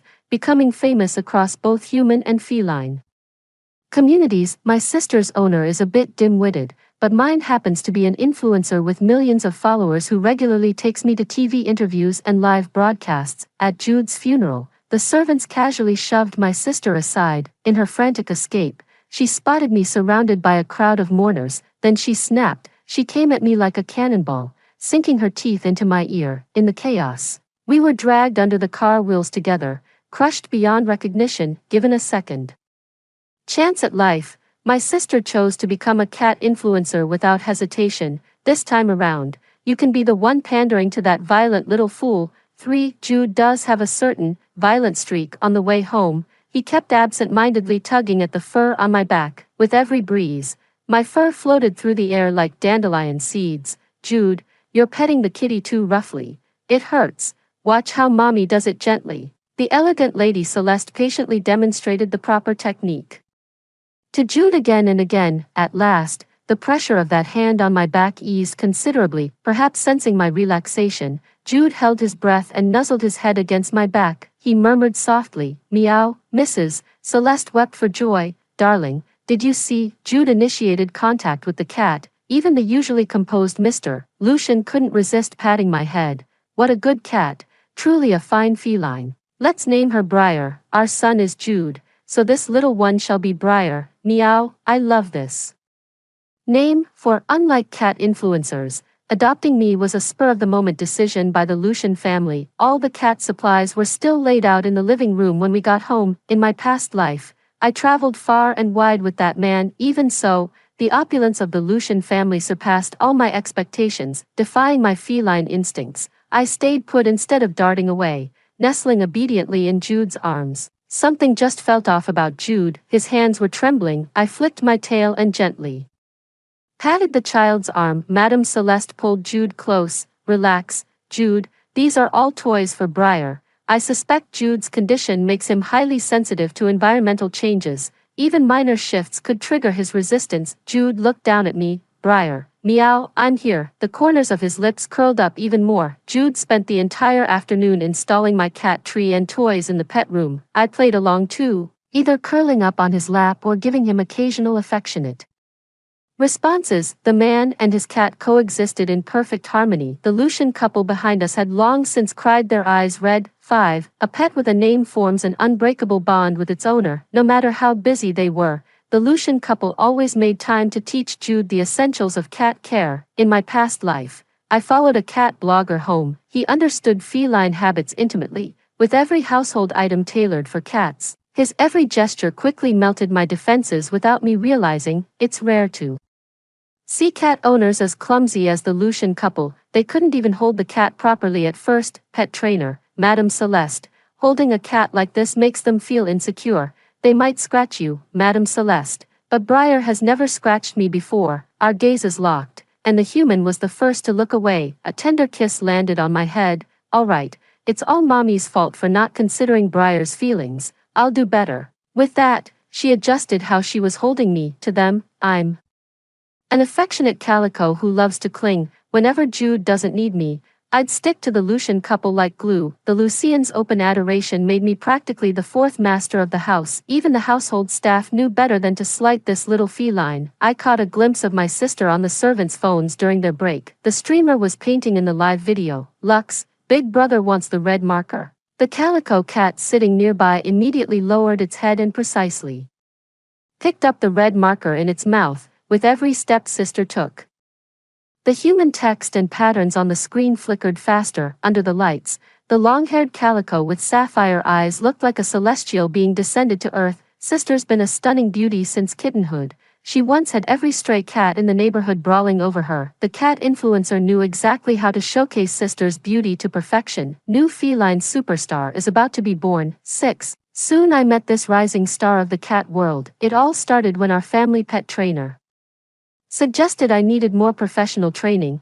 Briar's a clever kid, but without proper training, sometimes she doesn't know how to guide Jude and ends up getting hurt instead. I pursed my lips and wagged my tail, though a closer look would reveal a small bald patch. Jude locked himself in his room again yesterday. I'm the only one whose company he tolerates. Curled up on his lap, I watched him assemble a tiny house with blank expression, only to dismantle it the next moment, doing this same thing over and over again. To get his attention, I swished my tail toward the nearby toy. Little did I know, my overgrown fur got stuck in the toy's crevices. Wincing in pain, I flicked my tail toward Jude. Jude tilted her head at me. "Briar, meow, ouch, help me." The toy's trying to eat my tail. A piercing cat's yell echoed through the room. For the first time ever, a flicker of panic crossed Jude's face. He tugs at the toy while I wag my tail. For secure document anti-piracy and bookfinding bots, choose Xiao Hu. Reliable, stable, and hassle-free. When the butler unlocked the door,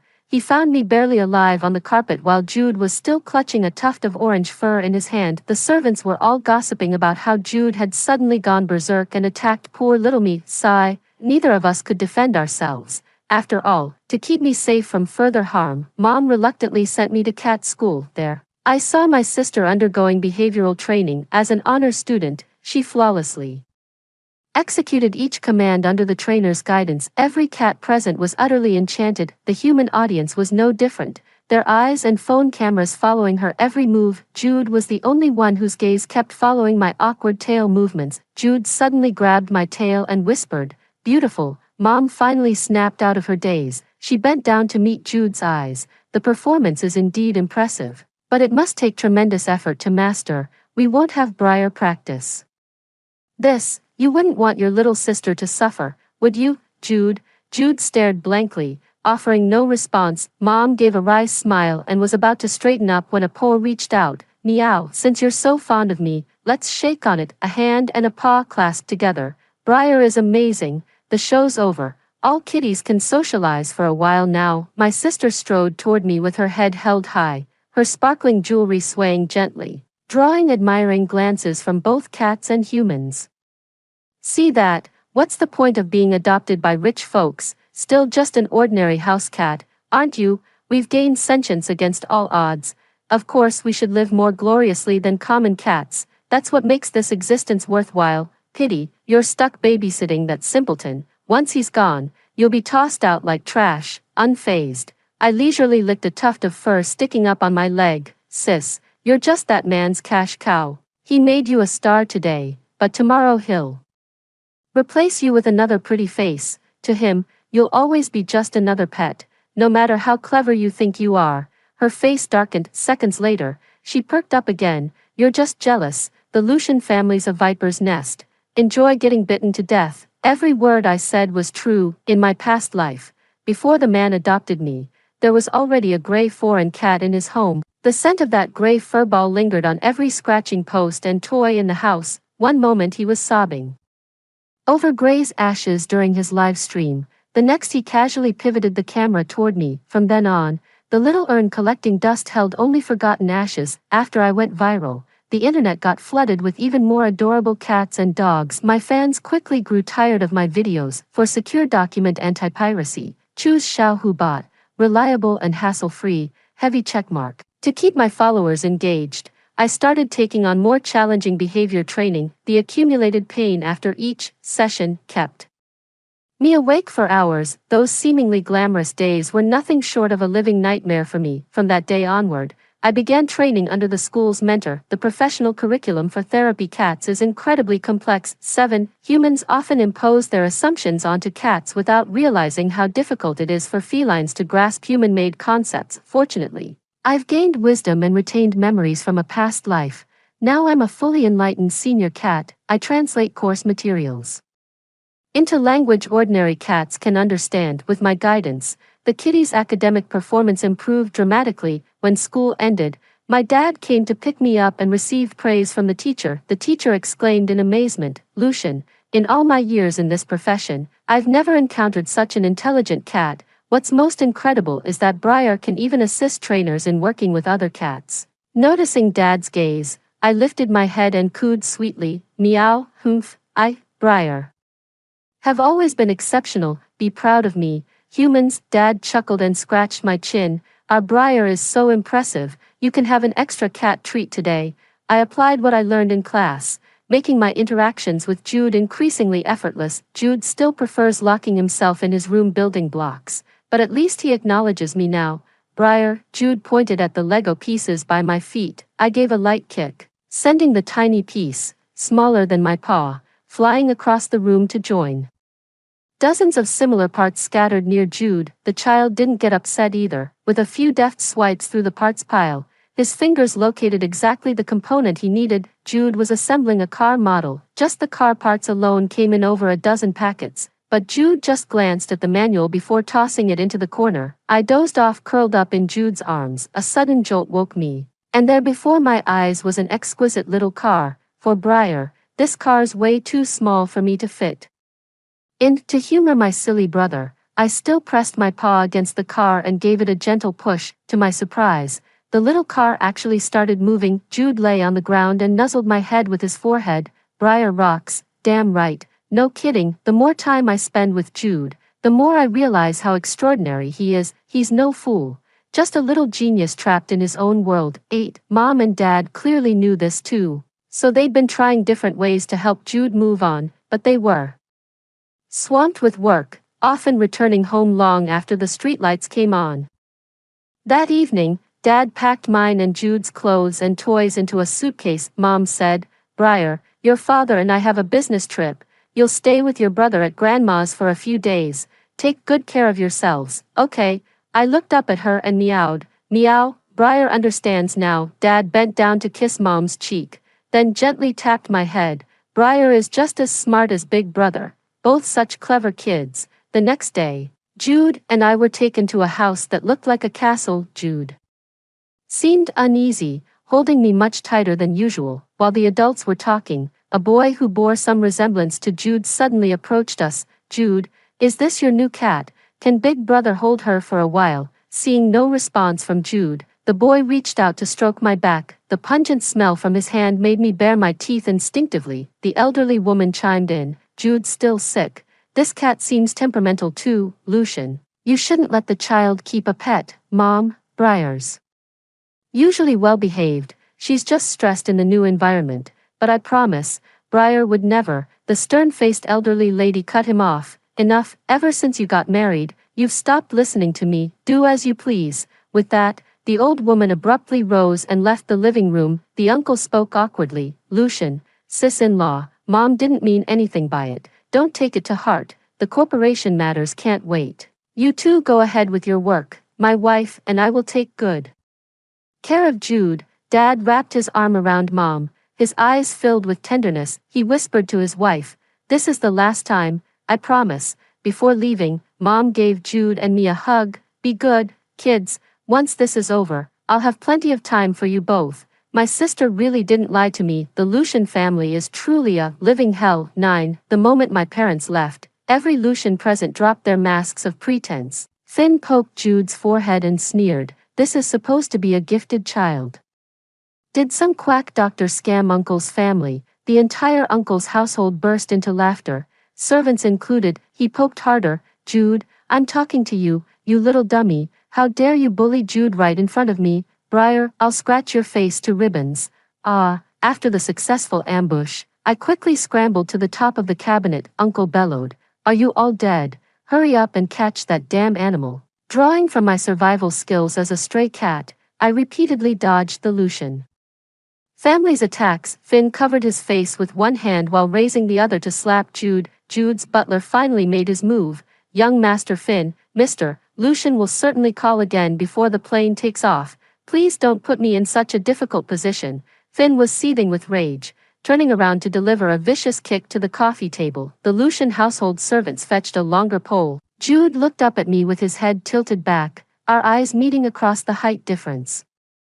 His face was completely expressionless, like a lifelike doll devoid of any soul. Realizing Jude was safe for the moment, I made several bounding leaps and vaulted out the window. After shaking off the Lucian family's pursuers, I wove through the flower beds and vegetation to return to Jude. I darted along the wall and scaled up to the second floor from a hidden corner. Jude wasn't in this room, not in this one either. It wasn't until the streetlights flickered on that I finally spotted Jude's silhouette on the third floor, but all the doors and windows in the room were shut tight. The interior was pitch black, with only a faint outline of Jude curled up in the corner. Cat claws scraped against the glass with a nails-on chalkboard screech. "Meow, brother, hurry up and open the window for Briar." My fingers aching terribly, I resorted to banging my head against the glass instead. After several desperate knocks, I stumbled right into Jude's arms. A gust of wind swept over my head. "Blow on it, Big Brother. Briar doesn't hurt anymore." She probably learned this trick from Mom.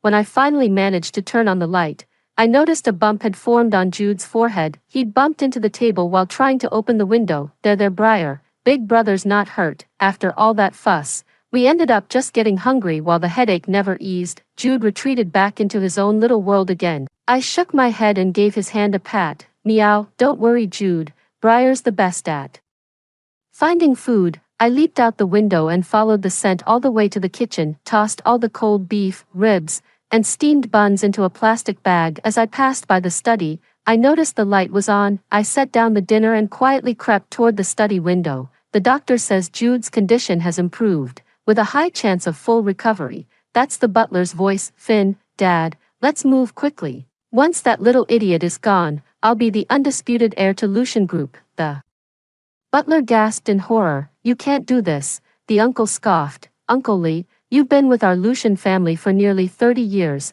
haven't you? You practically raised Lucian yourself. No one understands his temperament better than you. If he finds out you're directly responsible for what happened to Jude, do you really want to imagine the consequences? The butler clutched his chest, gasping for breath. His face twisted with remorse and terror. Finn, what are you scared of? Just say the little fool fell chasing that damn cat. Wasn't that beast his favorite? I'll skin it alive and burn it with the brat.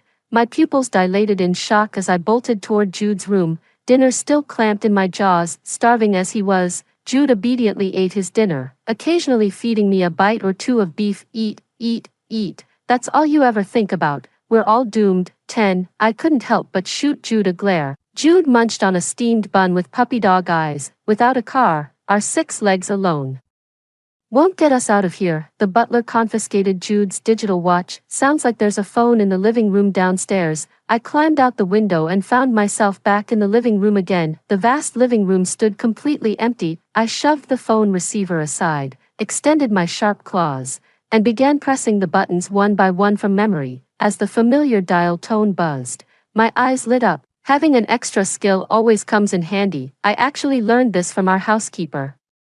Hello. That's Dad's voice. Meow, meow, meow, Dad exclaimed in delight. Is that Briar? Honey, come quick.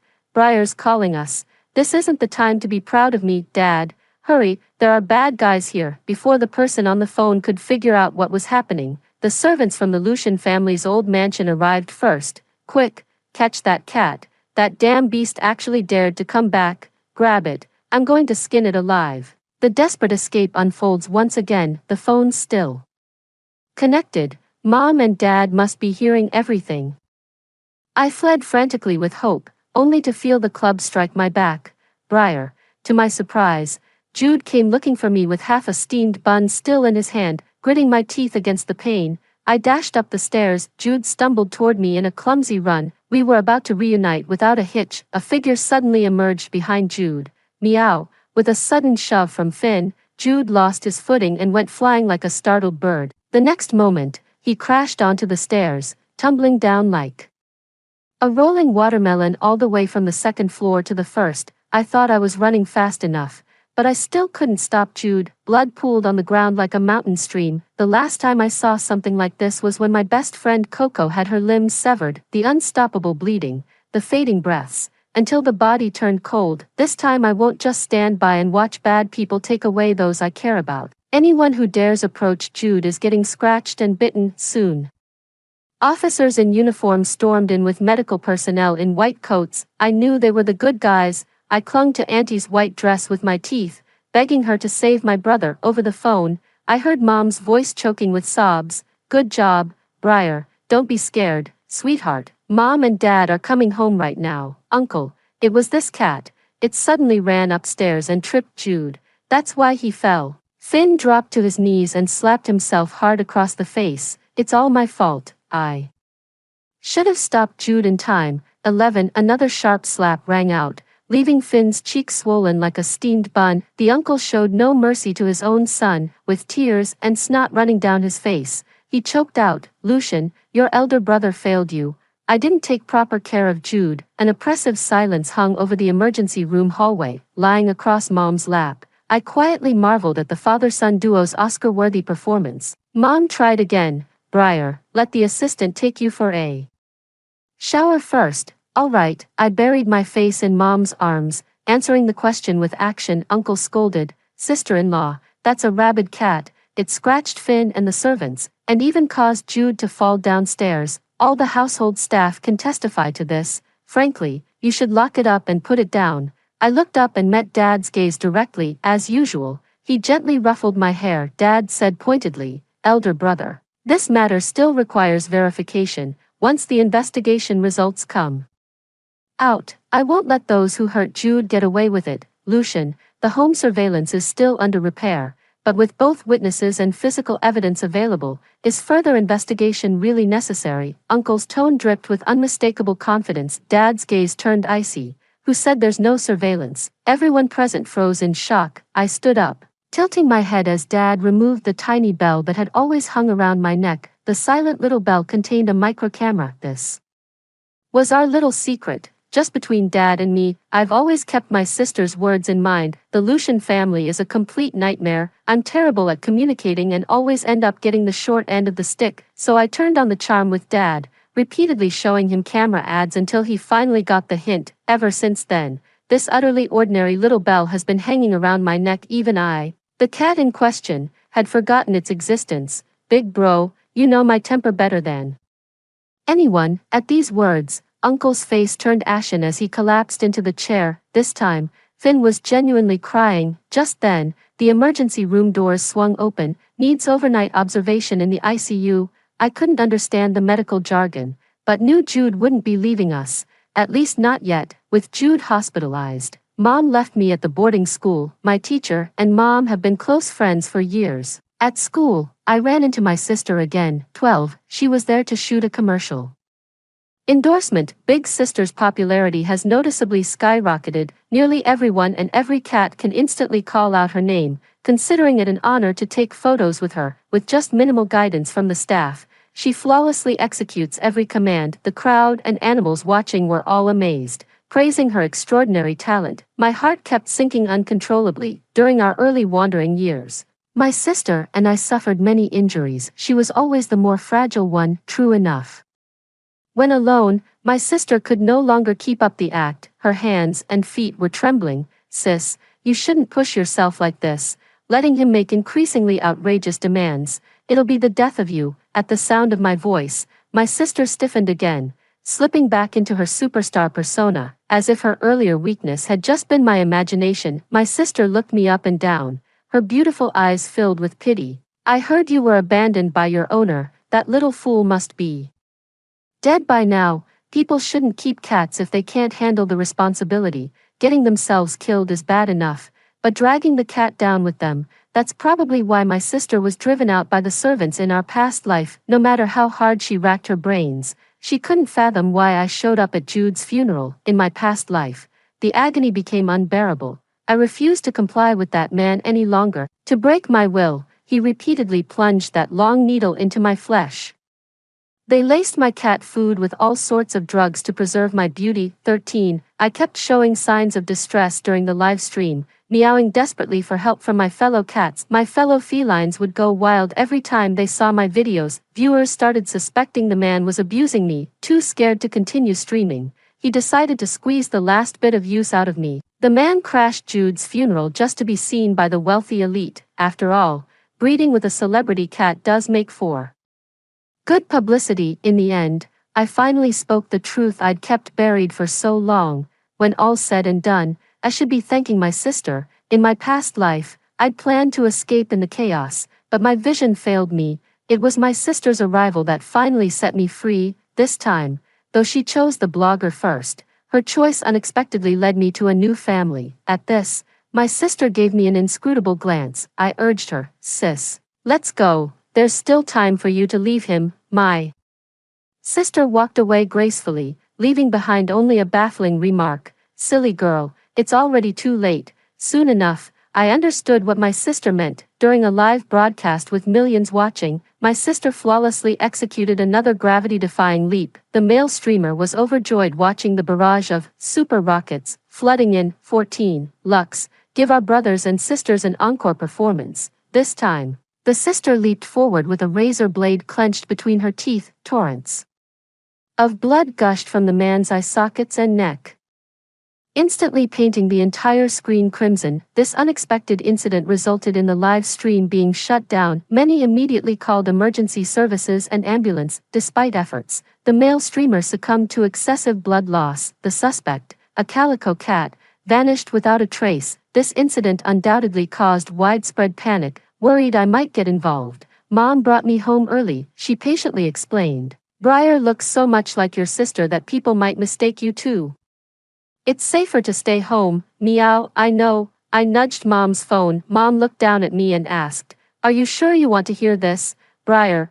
I nodded. Mom opened her phone and patiently read the words on the screen to me. "Thor often fed stray cats late at night. using the opportunity to capture them before subjecting them to various cruel methods of killing. He would also record the entire process with his phone. Reports indicate these videos amount to over 30 GB. At this point, Mom couldn't help but curse. What a sick bastard. I felt somewhat dazed. No wonder men always go out after their late-night live streams and don't come home until dawn. Every time he returns, he reeks of something foul, he said. Big bro went drinking with friends and fed some stray cats on the way back. You wouldn't be mad at me, would you, Lux? I never liked him anyway, so I didn't bother dwelling on his words. I never imagined the truth could be this brutal. Jude still hasn't woken up. Mom's permanently stationed at the hospital now. Dad's swamped dealing with the butler and uncle's family affairs. 15. The household staff has been replaced with a new batch.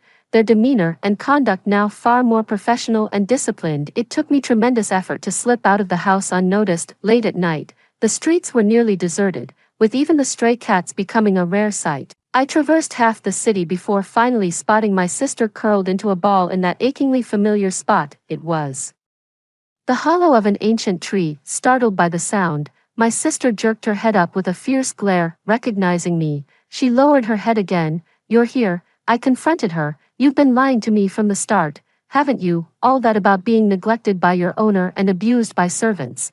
None of it was true. You deliberately chose the cat influencer first just to let me have the Lucian family. As I spoke, my voice grew more agitated. Only when I stepped closer did I realize how emaciated she'd become. My sister's voice had lost its former melody. What, letting you have it? I just wanted to be a star, to live gloriously, that's all. I nuzzled closer and began grooming her matted fur like old times. My sister didn't refuse me, or perhaps she simply didn't have the strength to anymore. Back when mother would return with food, her fur was always matted. We sisters used to groom her just like this. My sister's tone shifted abruptly, laced with venom. That's how I recognized that cat pelt in his basement the moment I saw it. Sis, our mother has become one of his collectibles. An invisible hand seemed to clutch my heart so violently I could barely breathe. Lux, your brother keeps his paints in the basement. Don't you dare go messing with them. The man even deliberately sprayed the basement doorway with that solution cats detest. My sister and I searched for Mom for so long before finally accepting we'd been abandoned. Never imagined there'd always been just a door separating me from mother. Tears blurred my vision in an instant. Mom warned me long ago, never trust humans too easily. Lived 2 lifetimes, yet still a fool. Don't take a cat's words at face value from now on. Give my thanks to Jude for saving me in my past life. Silly little sister. The sun rises above the horizon. Another dawn. Another loved one gone. A lush sapling now grows in the Lucian family courtyard. In summer, my favorite spot for napping is that little tree, Briar. Big brother's home. Let's play with building blocks later. 16. The 10-year-old boy carried his backpack, his jet black eyes reflecting my figure. Maybe I'd slept too long. My limbs were numb. I lost my balance and tumbled down. The boy caught me effortlessly, even giving me a little bounce in his arms. Briar, you've put on a bit more weight. No more slacking off during our walks. I bared my teeth at him. Jerked Jude. How dare you call me fat? Don't believe me. Ask your sister and your mom, Jude and I both looked at the sapling simultaneously. Nothing happened, of course, otherwise it'd be a ghost story. Meow, see, even my mom and sister aren't saying anything, Jude retorted stubbornly. Let's go weigh ourselves right now. The human and cat tumbled noisily into the house. Behind them, leaves rustled gently in the breeze. Extra story, Lucian had long been troubled by his mother's disapproval of his wife Celeste. The birth of their grandson Jude eased tensions between them, as the grandmother doted on the boy, but as Jude grew older, it became apparent he wasn't developing like other children. After Jude's autism diagnosis, Celeste began delegating her heavy workload to assistants. That day, the couple took their son to the hospital for a follow-up checkup. While waiting at the traffic light, Jude, who usually kept to himself, suddenly fixed his gaze on the stray cat rescue center. Remembering their old friend's advice, they adopted a beautiful calico cat. The calico cat leaped into their arms on its own. Given Jude's circumstances, he's really not cut out to own a cat. For secure document protection against piracy, choose Xiao Hubot, reliable, trustworthy, and guaranteed to steer you clear of pitfalls. He rarely registers things happening in the physical world, Yet pet cats require their owner's companionship. Out of guilt towards their cat, the couple began raising it as their own child. No output as the provided text is empty or contains only a non-printing character, Briar's astonishing intelligence makes her perfectly suited as an emotional support cat. Jude's condition improved significantly with her companionship. Celeste sped up her work to free up more time for her son's treatment. Just at this critical moment, a major blunder occurred in the corporation's operations. The couple had no choice but to travel to another province for business. Little did they know this parting would become their final farewell, with Jude bearing the agony of losing his child. Lucian painstakingly uncovered the truth. It turned out Finn was too afraid to confront Jude, so he took out his resentment on Briar instead. Jude and Finn struggled over the severely injured Briar. In the chaos, Finn accidentally pushed Jude down the stairs. Afterwards, he ignored the critically injured Jude and kept pursuing Briar. Jude succumbed to excessive blood loss. "My father is the eldest son. How dare you, Lucian, claim the chairmanship of Lucian Group, and that idiot Jude isn't fit for it either." Lucian never expected his elder brother to raise his nephew this way. His brother knew perfectly well that the current Lucian Group was built by Lucian and his wife. The original Lucian Group had long been completely absorbed by other conglomerates. Lucian was utterly devastated. He expelled both his elder brother and all in-laws from the Lucian Group. Finn had both legs broken and was confined to a remote mountain sanatorium, receiving special care from dedicated personnel. The butler was practically family to him, so it was only natural he'd share the same anguish.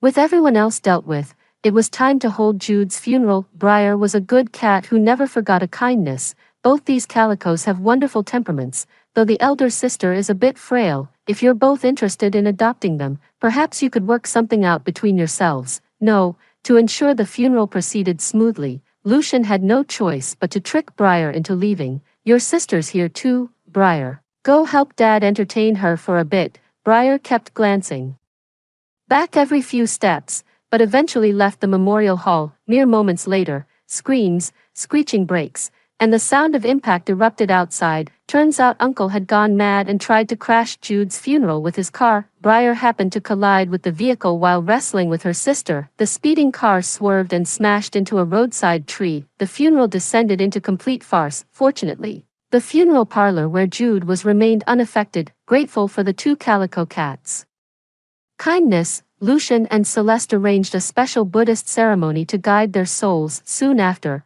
Lucian Group established the nation's largest stray animal rescue foundation. The end. Story 2. In a world on the brink of an apocalyptic blizzard, my reborn husband's overly compassionate nature led him to bring our neighbors, a mother and her child, into our home. He monopolized my assets, took out high-interest loans under deceitful pretenses to stockpile supplies, and then, as the apocalypse neared, he forced my daughter and me out of our home. Looking down at me with disdain, he said, "Riva, I've wanted to get rid of you for a long time. If you know what's good for you, you'll leave quickly. Don't make me get violent." I agreed without hesitation and left with my daughter amid his mocking laughter. He didn't know that I, too, had been reborn and that the apocalypse would end in 7 days. Severe blizzard orange alert. Citizens are advised to be careful when going out and avoid leaving home unless absolutely necessary. Messages continuously refreshed on my phone screen, and it took me a while to snap back to reality. Rubbing my forehead,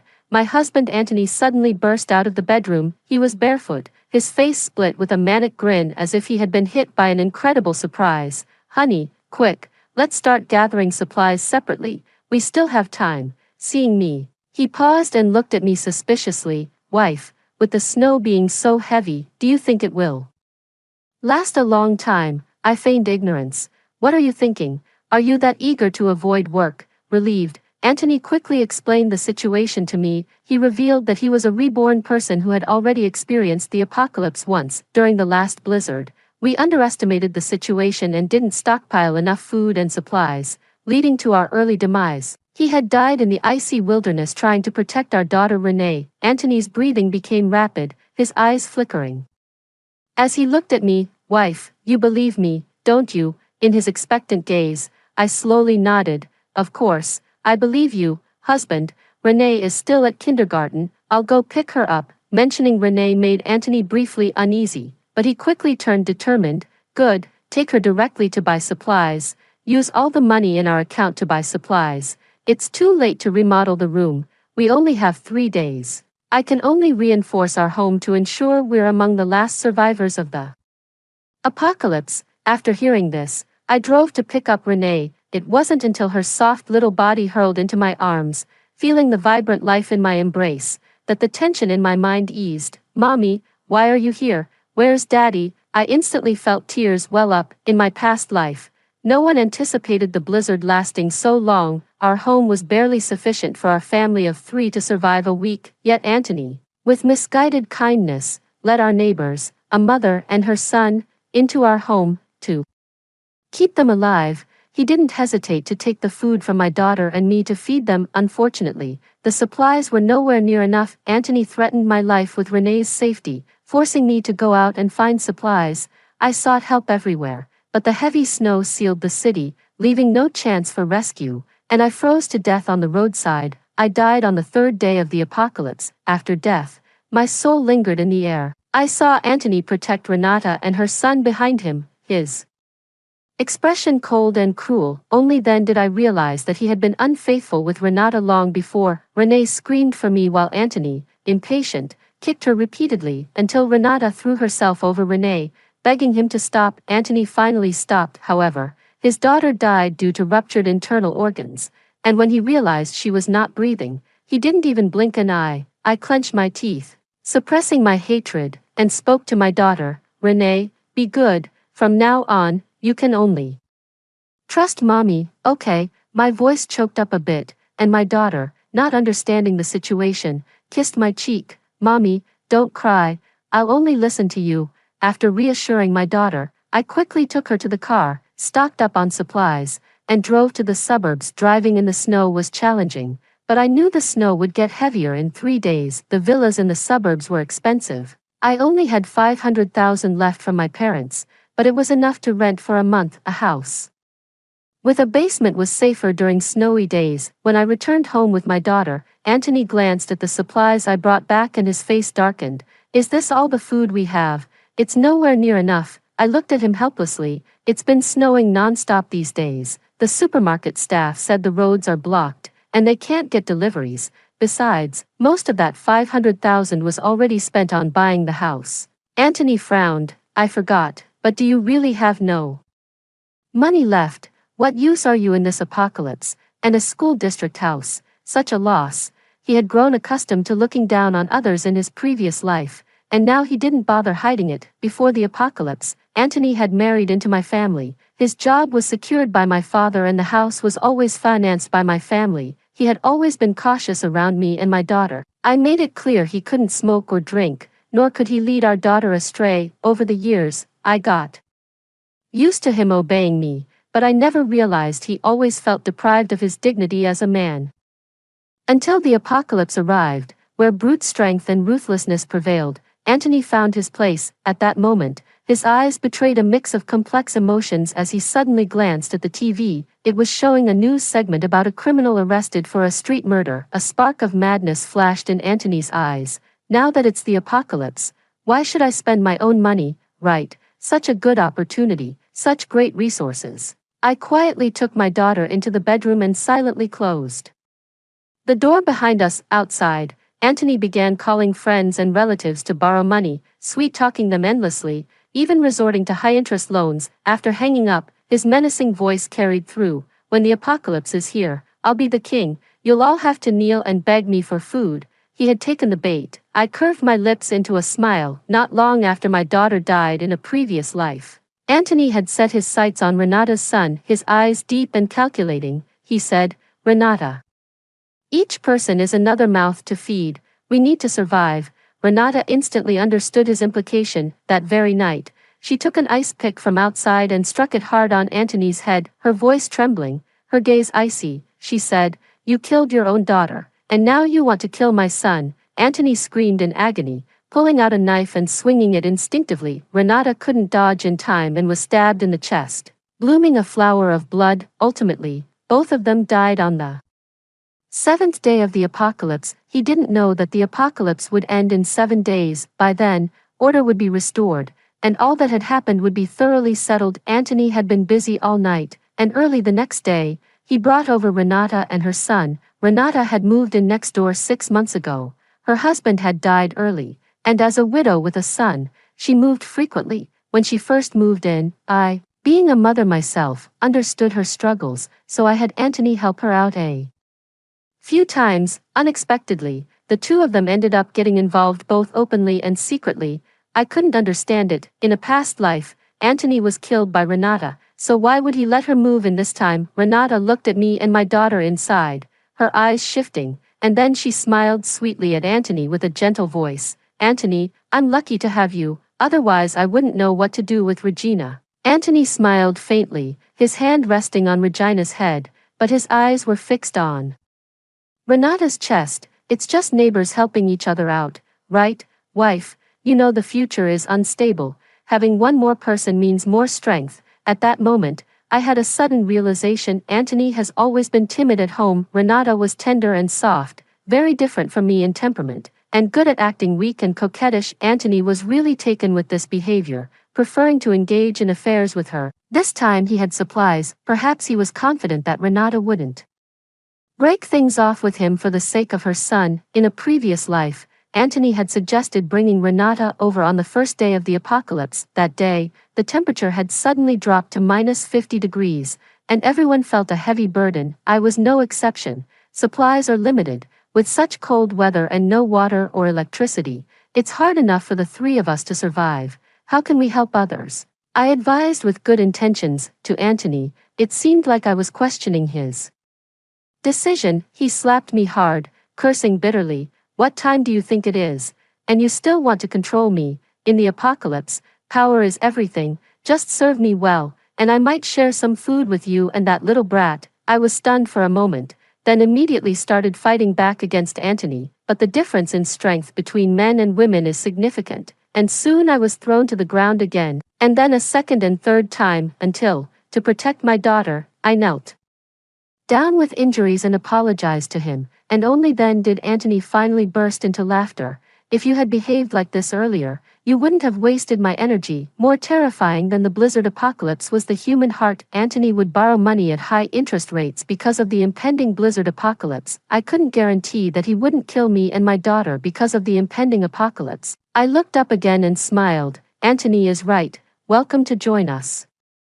Antony smiled, his voice unusually gentle. Wife, you've finally seen the light. Get along well, and in a few days, our household will depend on the three of us. I smiled and stayed silent. Renata occasionally glanced at me, seemingly puzzled. As for what Antony said about depending on the three of us, Renata didn't take it seriously. She just thought she was coming to my house for a few meals with her child and to exchange flirtatious looks with Antony, to create an opportunity for both of them. I suggested that I should go and borrow money from a friend. Antony quickly took Renata out to stock up on supplies. Having borrowed a significant amount from high-interest loans as well as from friends, the money was enough to stock up on supplies for the next 2 years. Honey, let's split up and act separately. I'll explain it to Renata later. Remember, be careful and make sure no one sees you. I ignored Antony's words. A blizzard was forecast to hit in 3 days, and the temperature plummeted. On the first day, leaving many frozen dead in the streets, I secretly planned to leave home with my daughter without leaving any traces. Missing this chance would make it harder to leave in the future. After Antony left with Renata and her son, I arranged for someone to install 2 pinhole cameras in the living room and my bedroom. Then, I quickly packed some clothes for my daughter and me, along with the boxes of supplies Antony had bought, all ready to be taken to a villa in the suburbs. I carefully completed all these preparations and then called Antony. Honey, didn't Auntie's family move here this year? I was thinking of visiting them to see if they need any help. Antony paused on the other end of the line. Riva, are you stupid? What are you thinking about your aunt at a time like this? The first to die in an apocalypse are saints like you, I retorted, crying. My parents are gone, and Auntie's family are my only relatives left. How can I not look after them? I just called them, and they are really worried. I was thinking, maybe they could come and stay with us. Antony was stunned for a moment before yelling at me. Are you out of your mind? I regret telling you so much. Women are such a hassle. Renata, not understanding the situation, gently tried to calm him. Let Riva visit if she wants to. Antony was furious, unwilling to lose face, and turned to warn me darkly, Riva, you have a choice. Either do exactly as I say or take your daughter and go to your aunt's house and die with them. After hanging up the phone, I hummed a tune cheerfully, driving through the icy landscape. My daughter sat in the back seat, puzzled about why I argued with Antony. Mom, are we going to Auntie's house? Will Dad be angry? I gently replied to her, Renee, from now on, you'll live with Mom. If Dad tries to contact you, tell me, okay.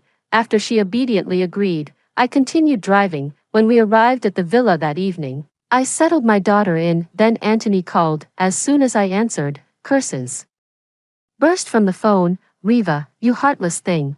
How dare you take my things to help your relatives? He was truly furious. The phone surveillance showed Antony ranting madly around the house, his face dark with anger. He meticulously checked the supplies and found that I had taken half. Even though he and Renata brought some more back later, it still wasn't up to Antony's expectations. Watching him furious was satisfying for me. The money is ours. What's wrong with me taking some? What right do you have to question me? Antony sneered. If it weren't for me telling you in advance, would you have thought of this? If you don't stock up, you'd be dead when the apocalypse hits. Don't come crawling back to me then, you wretch. After hanging up the phone, he summoned quite a few workers, apparently aiming to reinforce the house. The small apartment Antony and I initially bought was just over 70 square meters, but its advantage was being located in a good school district. When the renovation workers arrived and heard about the timeline, they all frowned, indicating it was impossible to finish in such a short time. After much discussion, Antony finally decided to have them reinforce the windows. After all, installing windows was relatively quick,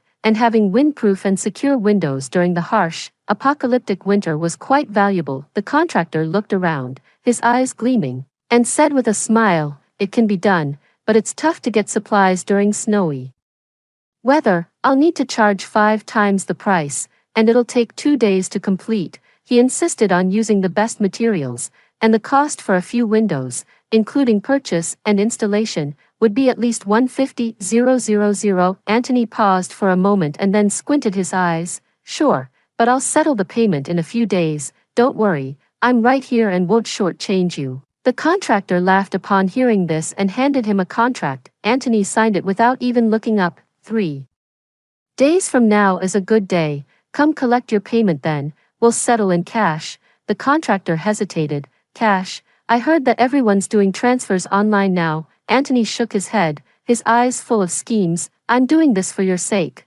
Many who work come from rural areas.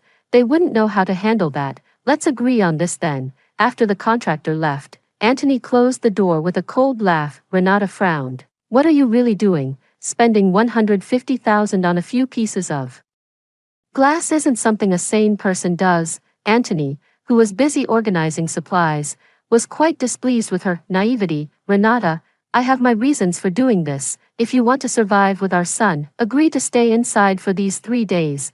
I'll handle everything. And who said I'm actually going to pay him? Antony revealed a chilling smile. Renata looked at him incredulously, ignoring her. Antony continued to borrow money on his phone. Without hesitation, he used facial recognition on a lending platform to take out $1 million, planning to convert all of it into power banks and other electronics. He even called more workers to break through the wall between my house and Renata's. This still isn't enough. My gaze fell on his phone, thinking indeed it wasn't. For the next 2 days, I busied myself with my daughter setting up the basement. Antony was engrossed in remodeling spaces and storing supplies. During this, his boss called, questioning why he wasn't at work. Instead of explaining, Antony berated him and threatened to kill his entire family if he disturbed him again. The boss was silent for a long while before hanging up. Until the eve of the apocalypse, Antony called me again.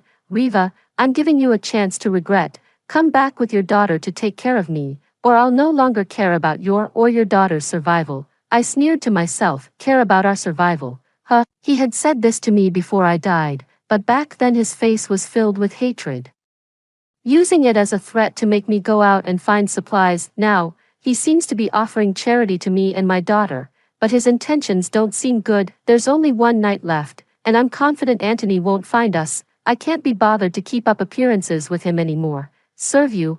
Have you looked in the mirror lately, Anthony? In the past, out of respect for you being Renee's father, I gave you some face. What kind of apocalyptic nonsense is this, daring to talk to me like that? Anthony paused, then came a roar of anger. Reva, how dare you talk to me like this? In this apocalypse, I am the only king.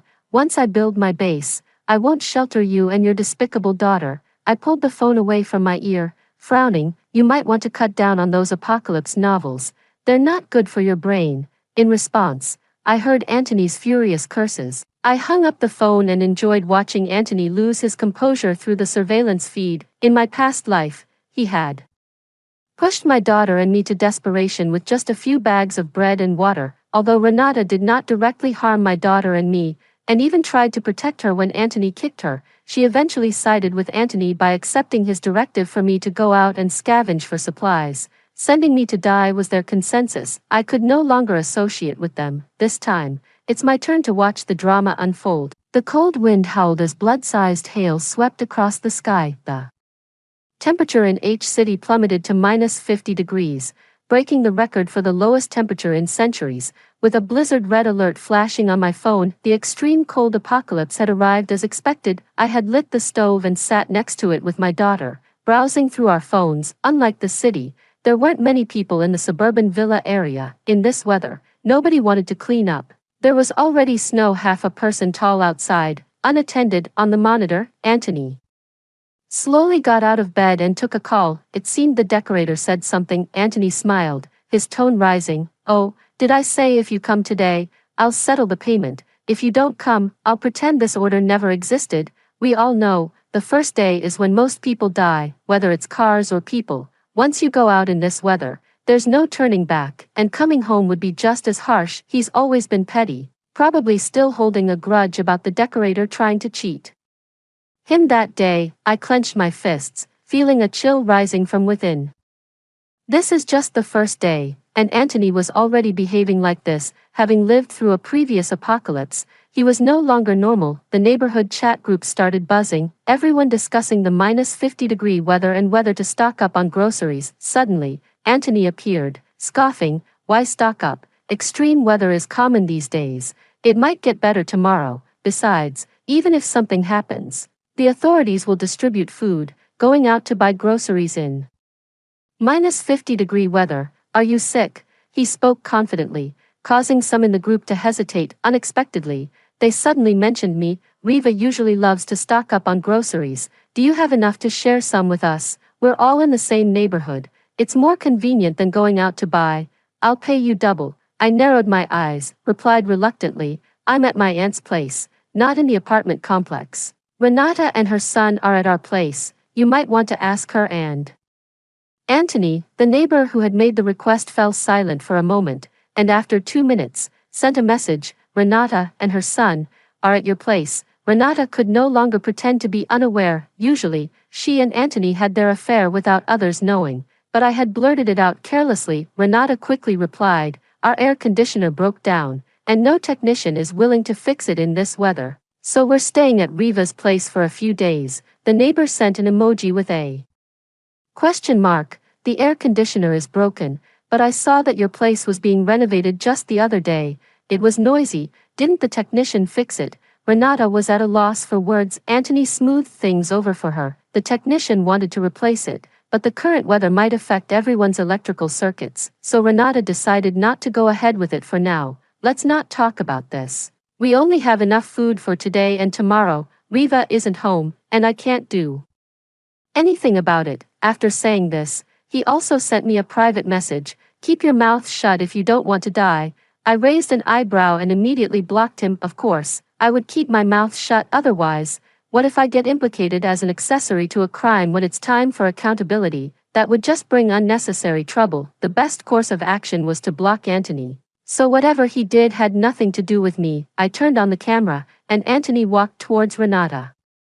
With deep affection, his hands restlessly moved over her chest, and although Renata pushed him away in panic, Anthony mistook it for coyness. He didn't see the young boy at the bedroom door, watching him with a dark expression. What followed was somewhat unappetizing. I turned off the camera and cooked a tomato self-heating pot for my daughter and a spicy pot for myself. The two of us sat on the couch, watching the snow outside. Seeing the soft snow through the window, my daughter smiled happily.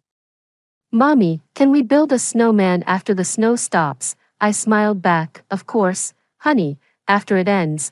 Mommy will take Renee to build a snowman. Snowy days tend to be drowsy," and after eating, I took my daughter to sleep in the basement. Feeling the warmth of my daughter in my arms, my heart settled a bit. 2 days after the apocalypse, it was already too late to go out and buy groceries. The news online was endless, merely advising everyone to protect themselves and wait for the government to clear the snow and bring supplies. But it was just like the global pandemic a few years ago. Time waits for no one. An intangible panic spread among the people. Suddenly, Anthony appeared like a savior. He specifically targeted a few single women, privately messaging them to come and collect supplies. "I only have one bag of noodles left, and not much else, Renata, and I don't have enough, so I'm sorry to put you through this." Watching this scene on the monitor, I frowned. He really was courting death. Did those girls really not understand his intentions? The rest was not my concern. When the two girls arrived, Renata opened the door just a crack. She nervously handed them a bit of food and urged them to leave quickly. The leading girl furrowed her brow, ignoring Renata's anxious demeanor, and loudly asked if anyone else was home. She seemed willing to pay for more supplies. Anthony quickly came out, decisively closed the door, and loudly told them he had no more food left. After the girls left, Renata did not understand why Anthony had acted that way. He smirked, with a sinister smile. She said, "The snow will only get heavier, and their food will last only a day or two. What will they do then, Renata, if we want to survive? It can't just be the two of us." Anthony's gaze was deep and mysterious. "Or perhaps a few beautiful girls." Renata pondered for a moment, then her expression turned to one of horror. I sighed inwardly. Indeed, without electricity and water, they couldn't bear the hunger and would have to seek help again. By then, whatever Anthony demanded, they would probably agree to it. My heart pounded like a drum, my complexion barely better than Renata's. However, I left Anthony a little surprise, which I'm sure he'll discover soon. On the third day after the apocalypse, the whole city lost water and power supply. There was still a faint network signal, but due to the power outage, only a few could use their mobile phones to communicate. For the next 2 days, my daughter and I lay in the basement of the villa, lighting up the furnace. There weren't many residents in this villa area, making it the best refuge for me and my daughter. One night, as I slept with my daughter, my phone suddenly vibrated violently. I squinted and answered the call. "Hello," Renata's voice was soft. "Did you know all along that Anthony is not a good man?" I instantly woke up and sat up in bed. I quietly went upstairs. The living room was so cold that I shivered. "I don't understand what you mean." Renata's voice was intermittent but unexpectedly calm and collected. "You're not really at your aunt's house, are you, Riva? Don't hang up in a rush. I admit I'm not a good person, and I've been having an affair with your husband, but I have my reasons. Over the years, I've swindled a total of 100,000 from him. I'll transfer another 100,000 to your account, making it 200,000 in total. Can you save my son?" Her voice trembled at the end, as if she was holding back sobs. In a previous life, Anthony didn't have enough supplies and sacrificed Renata's son, but this time, he had plenty. So why did this happen? Slow down. What exactly is going on? Renata took a deep breath and said softly, "Anthony wants to set up a base, but building a base isn't easy.